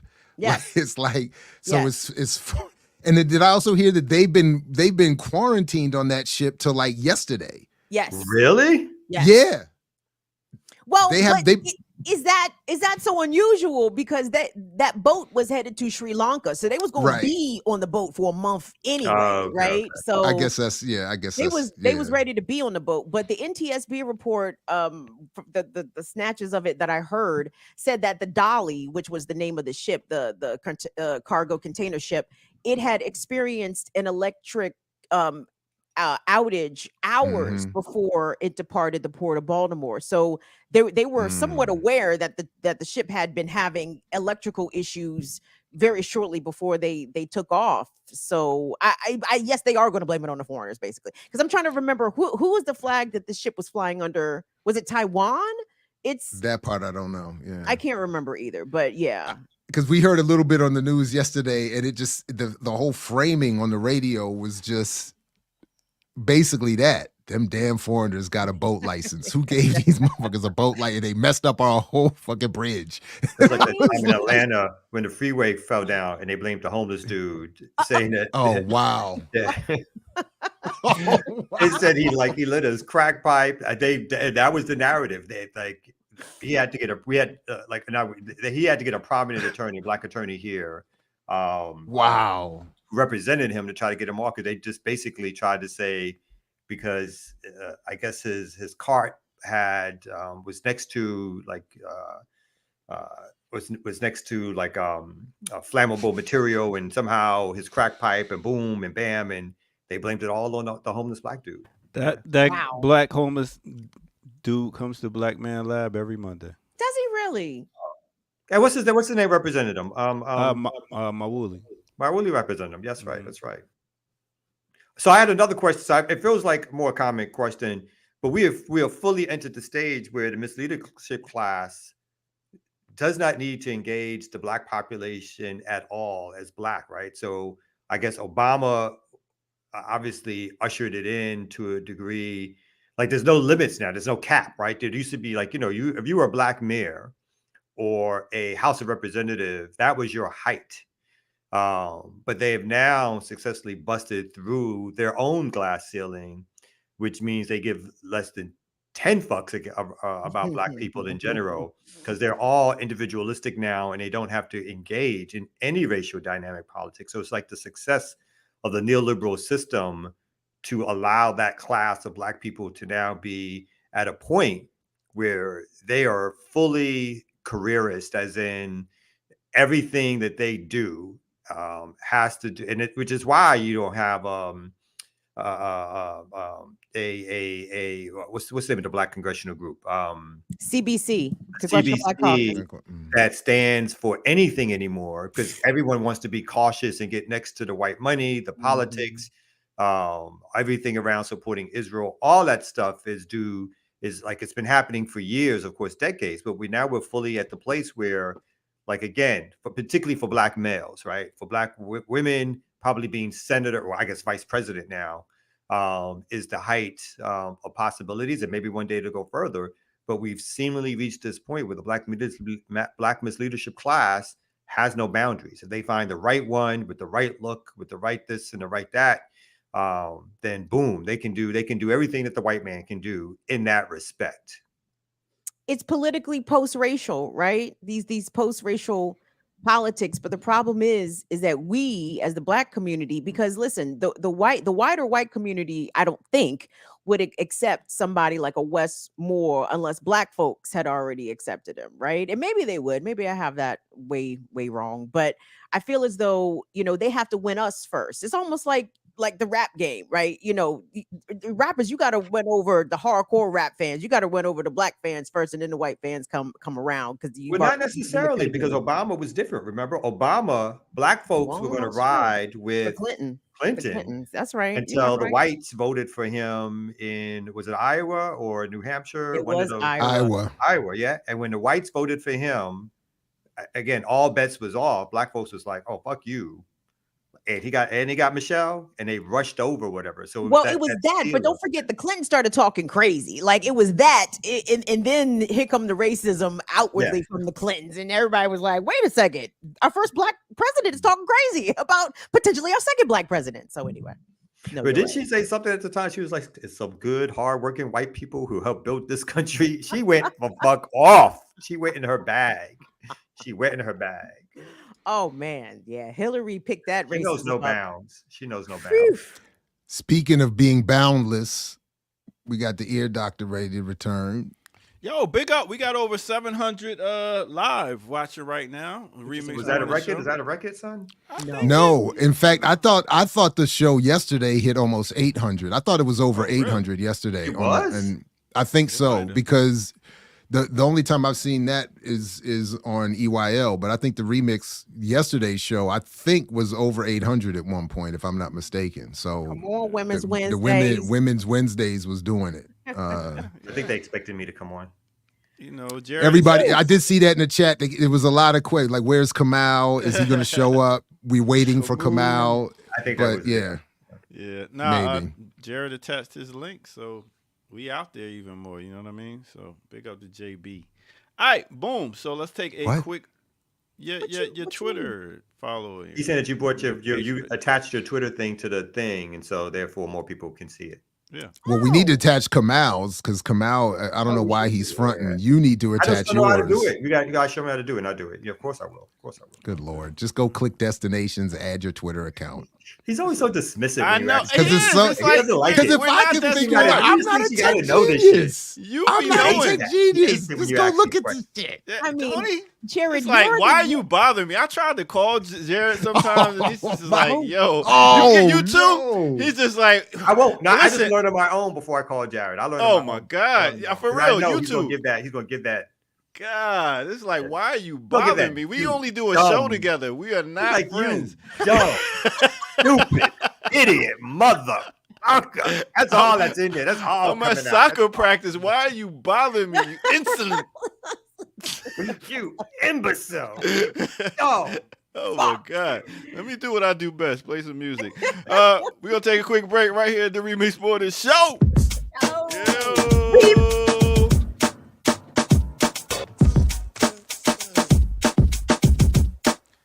Yo, welcome out.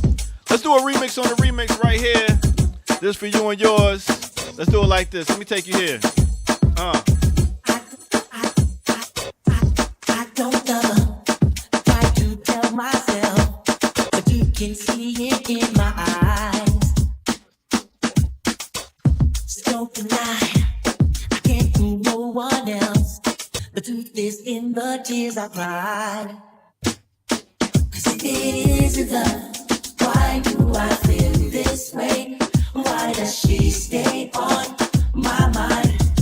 Woo! And if it isn't love, why does it hurt so bad? Make me feel so sad inside. We're going to take y'all back right there to about 1988.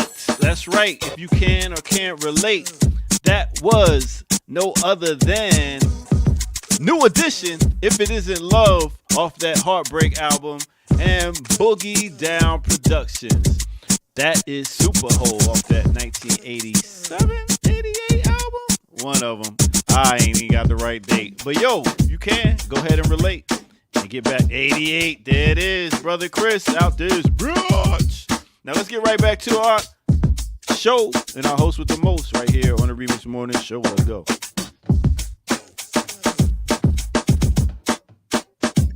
Scholar Rock is for now the main topic. You all know what? So who fell off the hardest from revolutionary radical rap to like basically, you know? It would have to be the message. The message was the first concert. No. Who fell off from being radical to being reactionary the most from that time? In their real life or in their rhymes? In their real life. From like what you thought they were to who they've now shown themselves to be. Oh, let me tell you, the way that my heart audibly broke when KRS-One bust that freestyle for Eric Adams, I said, no. That has to be it. I think that has to be it. No. Yeah. Sir, you authored Black Cop. You yes, Black Cop, and here you And are. Sound of the Police. Yes. Mm-hmm. He's got 2 legendary classics directed at the police, and that has to be the mightiest drop. In terms of there's others in the chat that I see that are good ones. Cube, Talib. I'm not sure about the Talib one. Yeah, I'd have to get more Talib. information on that. But in terms of who hit the highest someone who's presented as radical and then made the farthest drop, it has to be KRS. Yeah. It has to be. And every time Common is a good one. Hiram, Common is a good one for me. Nah. Common, nah. Where? On his, he's just dropping one with Pete Rock. When was the last time? Revolutionary. I mean, talking about some black people loving black people. Yeah. Common just loves though. Wait a minute, come out. Please do your thing and pull up Common's new girlfriend. No. He's What? dating Jennifer Hudson. Calm down. Yeah, he's Calm down. That's who he's with now? Yeah, Yes.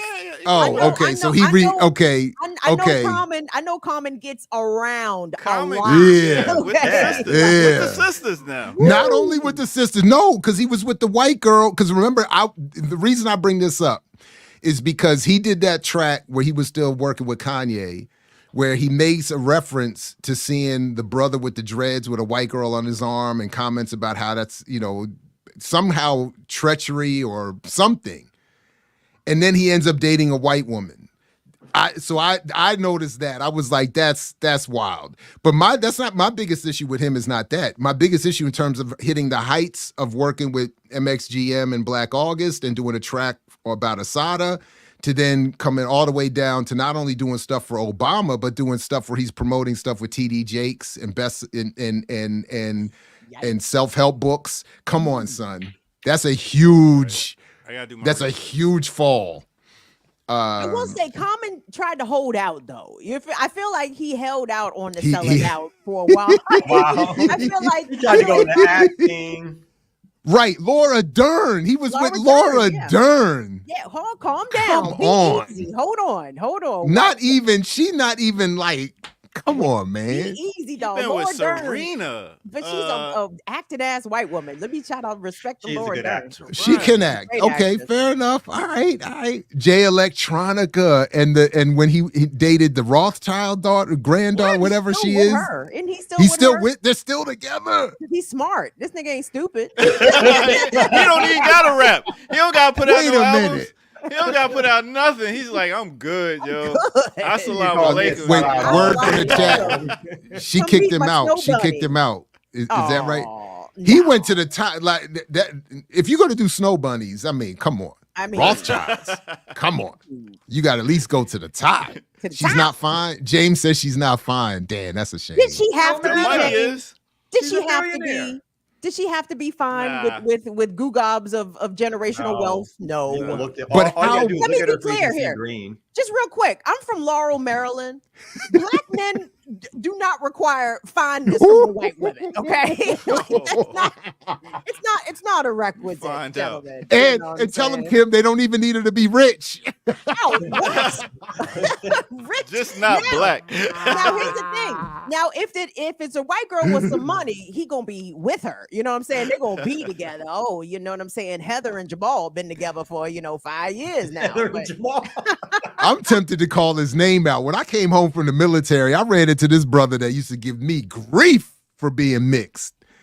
And I saw him falling out of his busted ass car at the gas station across from where we grew up with the most horrendous. Now, let me Calm chill. down, Let me be man. let me be less mean. Let me be less mean. Let me be less mean. But I saw who he was partnered with, and I immediately was not mad anymore. I thought I was going on a revenge tour. I was like, I'm gonna find all these motherfuckers when I come home. And I saw him. I said, life got you. I don't need to. Life got you. The world, the universe got you. Jeez. So yeah.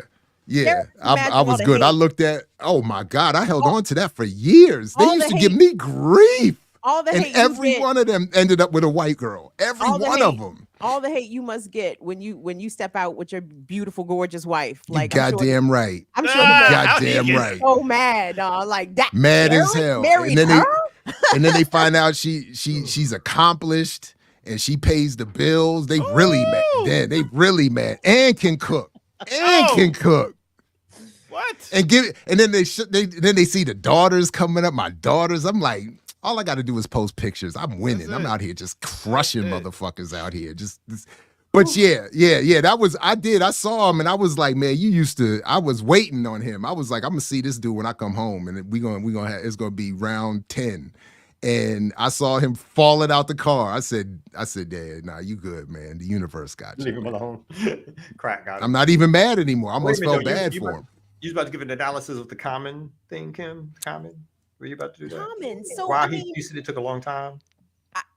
I'm just saying, held like on. Common held on. Like I think Common made a concerted effort. I think he tried not to sell out for a long time. I really do. But the money, once he started kicking it with like Serena and shit, and he's like, yo, that's a lot of fucking money out He here. saw that movie money. He got SAG. All them little bit rolls he was getting. That was the problem. He could only get the bit rolls, and he never. So he couldn't rap no more. Nobody was buying the music, so he had to go through all these other ventures. But I think he saw that. Yeah, he was rapping. Like, that's the thing. We may not be paying attention to the fact that Common is still putting out music. That's what I mean. Nobody's buying it no more. Nobody buying it. I don't know. But I know he got his loyal fans. Yeah. No, you're not buying it. Like, I want to hear this Pete Rock album. How many times did Common go gold? Think about that. Common was not. He was well. But I didn't need him to be. No, but he needs to be in order to sustain a particular lifestyle. So that's what I'm saying. You're like, right. He was that's never fair. like a top notch. He's making lots of dough in the rap industry. He always had to pull from this one and that one and this one. And I think the avenues dried up. So he was kind of like, yeah, I got to go do like I don't know about like Bitcoin or whatever the fuck he's doing. He's writing self-help books and acting. I think he saw them checks. He shows up in these little roles, and I think he saw them checks. He was like, "You're right. I'm not selling records, but this is a fat check for doing a little bit of work." He's a John Wick killer, man. He's out. That's there right. He was in the John. He was in John Wick. Yeah, and I'm not gonna front. I started watching them shits. Some shits is good, man. I can't even front. I like them. But I don't even like that genre of film. He's sort of plugged in as like one of the Hollywood black gigolos. I mean, I hate to say it like that, but I mean, everybody in a smash calm, shawty. I mean, like, got that community D. A community D all day. He tried to marry up though. It looked like he tried to marry Serena at one point. Like he was trying to go hard, and then the billionaire stepped in. The white billionaire. Well, she was like, "Yeah, you don't have his money. Yeah, you're not. You know, that was another part of the beef with him and Drake. That Drake was trying to get at Serena too. Oh, that's right, for a little bit. Mm-hmm. Like, wasn't Drake was showing up at the fucking tennis matches and shit? You know. Dirty Mac. You might have to. Golly, I would dating outside. What is the security like? Oh that's who people probably think Jared is. They probably think he's Drake, some version of. You know what I'm saying?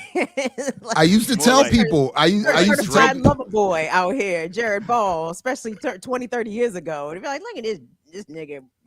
I should have been. I was looking at my pictures back then. I was way better looking than I thought at the time. I was like, damn, I should have done way more damage than I did. But that's all right. Things worked out.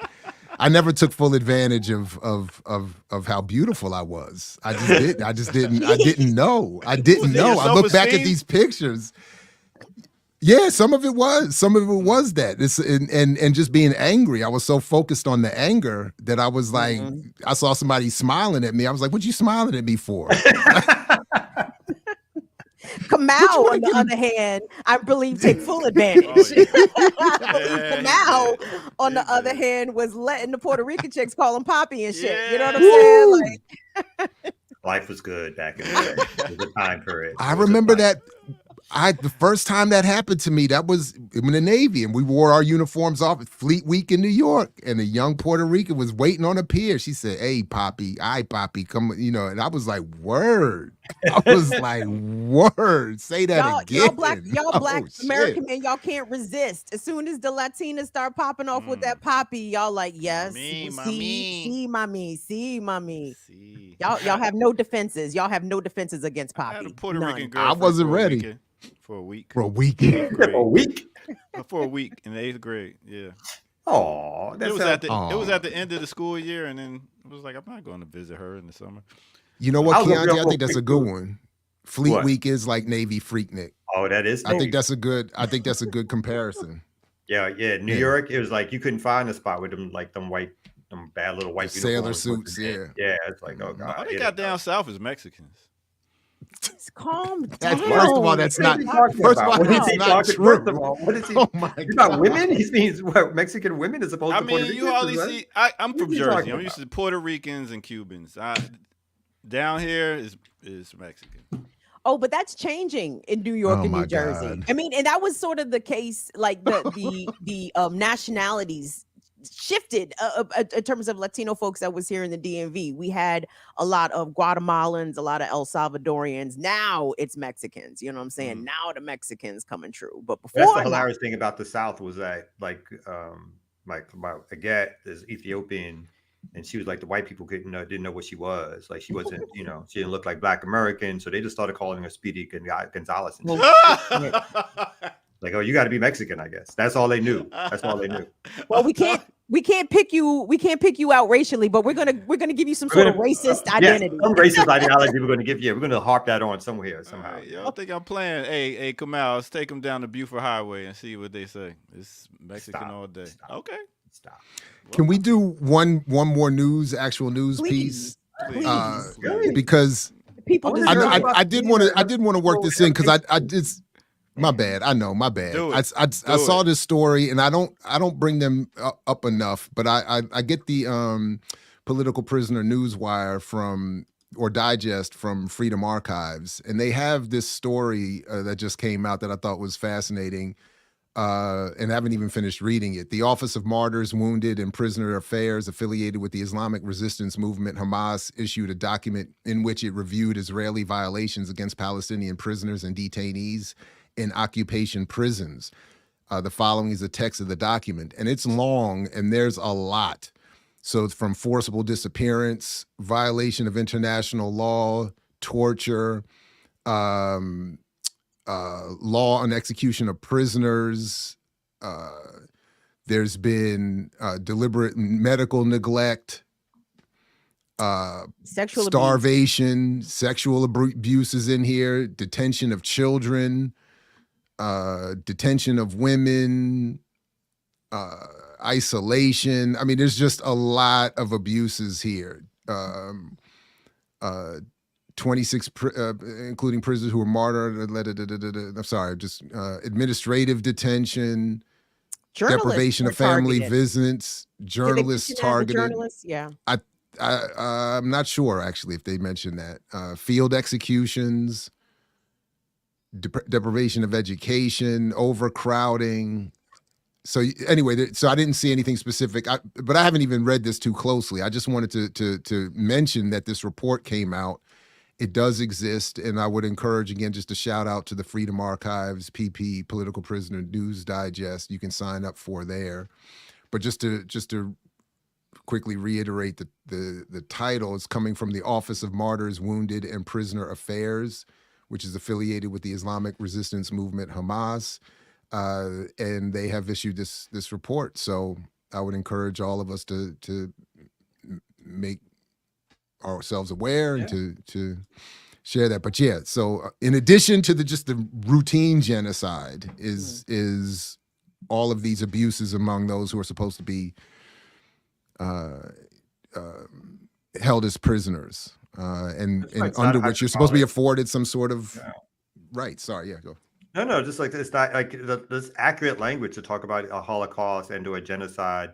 And again, it's the fact that people don't even understand that before, again, October 7th, the ways in which Palestinians were kidnapped as prisoners and held, and the ages, the treatment, the abuses in that community was well known. And people, again, because the Western media ignores it, just don't know anything about what's been happening behind the wall in Palestine, whether that's in Gaza, whether or not that's prisoners taken or people taken from the West Bank. You know, the Israeli military or Israeli authorities just say that they're arresting people and they're counted as in custody and people in jail. but they're not. Those people are political prisoners. They're people who are kidnapped. They're hostages. All of that language applies, and the ways in which they are now gated off. And I think there's some pictures that have snuck out that show basically the camps in which people are kept in. This is current news that's flowed and has stepped up now since October 7th, but it's been going on for a very long time. And then people wonder why folks resist in the ways that they do, because they know what their oppression is like. They feel their oppression. They see their oppression. It's their family members. It's them. And folks, the ignorance of the world on purpose, of course, because all of this stuff is in shadows. And again, not until the recent way in which this has happened that people now, the pictures are streaming out, the videos are streaming out. Like, it's a real live ongoing genocide / Holocaust in our lifetime, in our vision, in our purview, that is happening right now. And all of these things are the things that happen when a group of people are committing this against another group of people. And it is a long list of abuses that are happening. Just the levels of protection, I think, that Israel clearly gets from the Western media that does not, with intention, detail or report these atrocities. And to your point, Kamal, like, this isn't new, what Israel has been doing to the Palestinians and the way that they have been treating them. But it's like, with all the, I won't say all, but with the international furor, with the ICJ and the ICC, which, trying to get Israel up on genocide. It's like, well, is Israel even as a rogue state if this is the way that they've always operated, right? Like, this is kind of this is their standard operating procedure. So are they actually operating in a rogue way when this is the way that they've always been? And what has been the repercussions for them treating Palestinians like this for decades? Nothing, right? The international community doesn't say anything, doesn't do anything, doesn't really intervene on behalf of Palestinians, I suppose, up until somewhat recently, when some actions have been brought with international bodies. But it's horrific. And I think it's important that us, in the ways that we are able, and our platforms and our voices, we have to remember to keep telling our folks this. And again, I think, Geechee does a good job of articulating this. Like, we are definitely very siloed, right? Like, I follow people that are up on Palestine, right? Like, but most of the folks, most Black Americans, most people, Africans in this country, are not versed on this issue. And it is incumbent that we keep educating them and reminding them, telling them, like, what is going on in Palestine, and make those connections to what has been done to the indigenous people here on this continent, what has been done to Black people here on this continent. Like, it's for reasons people are not seeing the connections, I think, with intention and with all the misinformation and Western propaganda, to help support that. But we have to fight against that, very much so. Mm-hmm. That's why I wanted to show one thing. So again, this Sunday, Genocide Joe is coming to Atlanta to be the commencement speaker at Morehouse.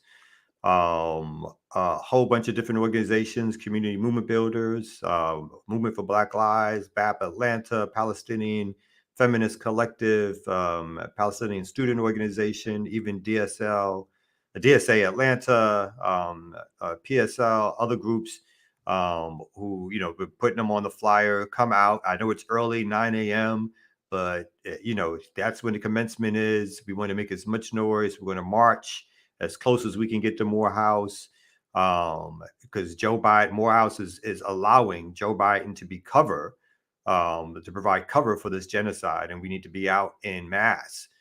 So if you're in Atlanta, around Atlanta, you need to come out 9 o'clock in the morning and come show that Atlanta is not down for this, that the students of Morehouse, again, I expect a lot of different things to be happening that day, are not down for this. And the school is trying to stop any actions from taking place.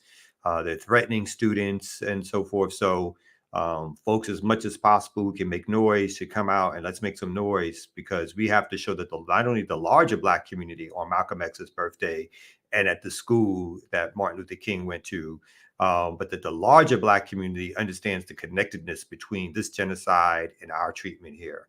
And we got to ignore and push back against all those folks who keep trying to act as if this is not our issue, this is not our problem. We are a world people. Genocide is our problem. In fact, if it had no connection, genocide would still be an issue in which we needed to be out and about and talking about. So we have to be out in public, always the front runners on issues like this, and tell genocide. There's no way I can't even believe someone would approach me and think that I would vote or think about voting for Joe Biden as he's committing genocide with that bullshit Trump argument. It's like I have no choice but not to vote at all for any of these motherfuckers. Punish him.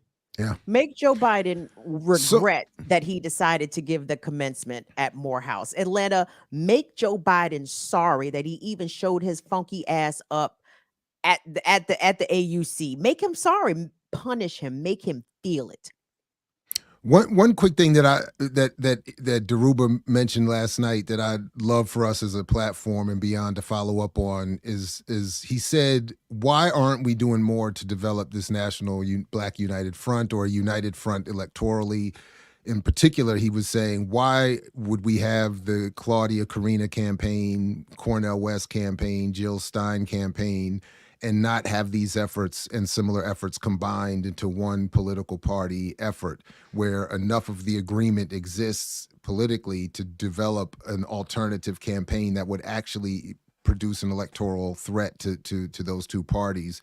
And I thought that was an interesting, even compelling argument to make, that if electoral politics are to be engaged as a tactic at all, there are ways we can find to make it more effective so that we can follow more along what you're saying, Kamau, and make it easier for people who are going to be lured with the billions of dollars that are going to be spreading over the next few months in particular, to tell everybody to come back to the tent, to that Democratic Party tent, or for the Republicans to hit that, what is it, their 5 to 7% Black electorate goal that they've always had, whatever it is. I would love for us to have a more vibrant electoral option to the extent that we want to point people in that direction. So, but just thought that was interesting. And speaking of interesting and compelling, the ever present and ready. Yeah. Hey, this weekend might not be doing Sundays, but I might do a live. I'm gonna be out at the Malcolm X Festival, and I have to do that. That's every year. Got to represent. So, yeah, might be doing that this Sunday. So check that out. I love it when you go live, when you're outside DJing, Air Doctor. It's always a beautiful Not even thing. DJing. I'm just going to be out. Oh, okay. That's why you're not doing the show? Because you're going to be at a festival chilling? Listen. I feel like that's not sanctioned. I know. I thought he was trying to say, I can't do that because I'm going to be DJing. Exactly. Right. Not that I'm going to miss it because I'm going to be at a party. Y'all don't understand who I am in the community. Tell them, Air Doctor. Remind these niggas. I really don't think they do. I've done a lot here, and if I'm not there, it's not the same Malcolm X Festival. Oh, damn! No. Oh, damn! Oh, damn! No! Oh, damn! Damn! You don't see me shutting up, twisting my face. It's all good. When you want to walk around with me out there, come out so you can see what's going on. I used to be in the Malcolm X grassroots movement, attending the festival every year when I was in Atlanta, at the tables, promoting, speaking from the mic on now and then. We miss you. We ain't seen you in a while. Oh shit! Goddamn no. All right. Golly. All right. What you got going on this weekend, peoples? Apparently nothing relative to you. I mean, damn.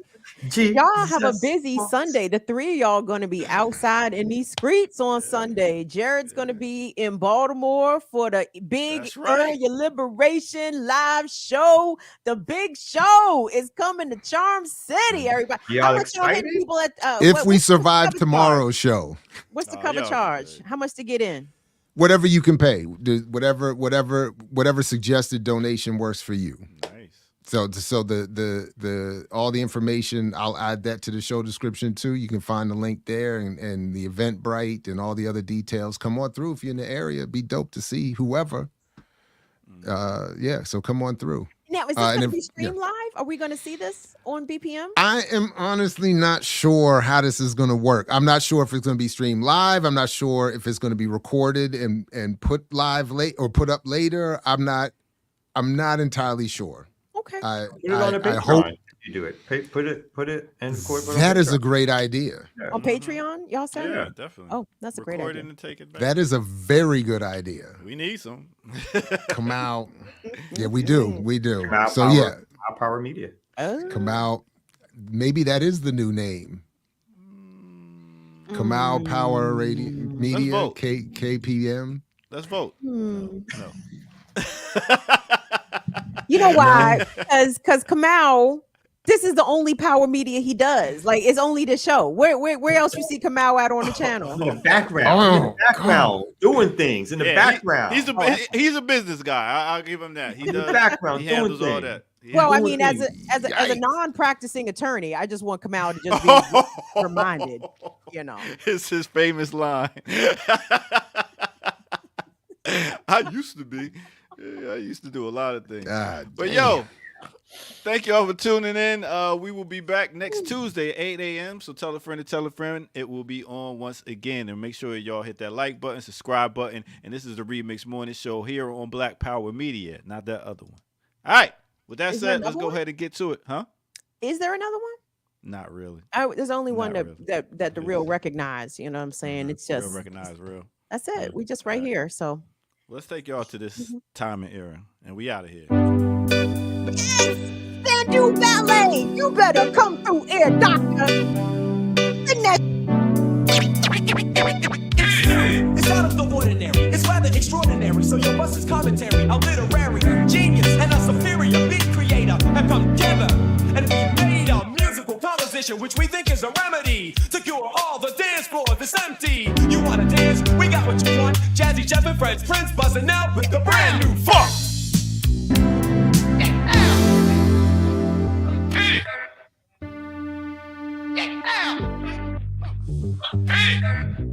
And that's how we doing it right here on the Remix Morning Show. And we out of here, y'all. Peace out. Have a great weekend. Yeah.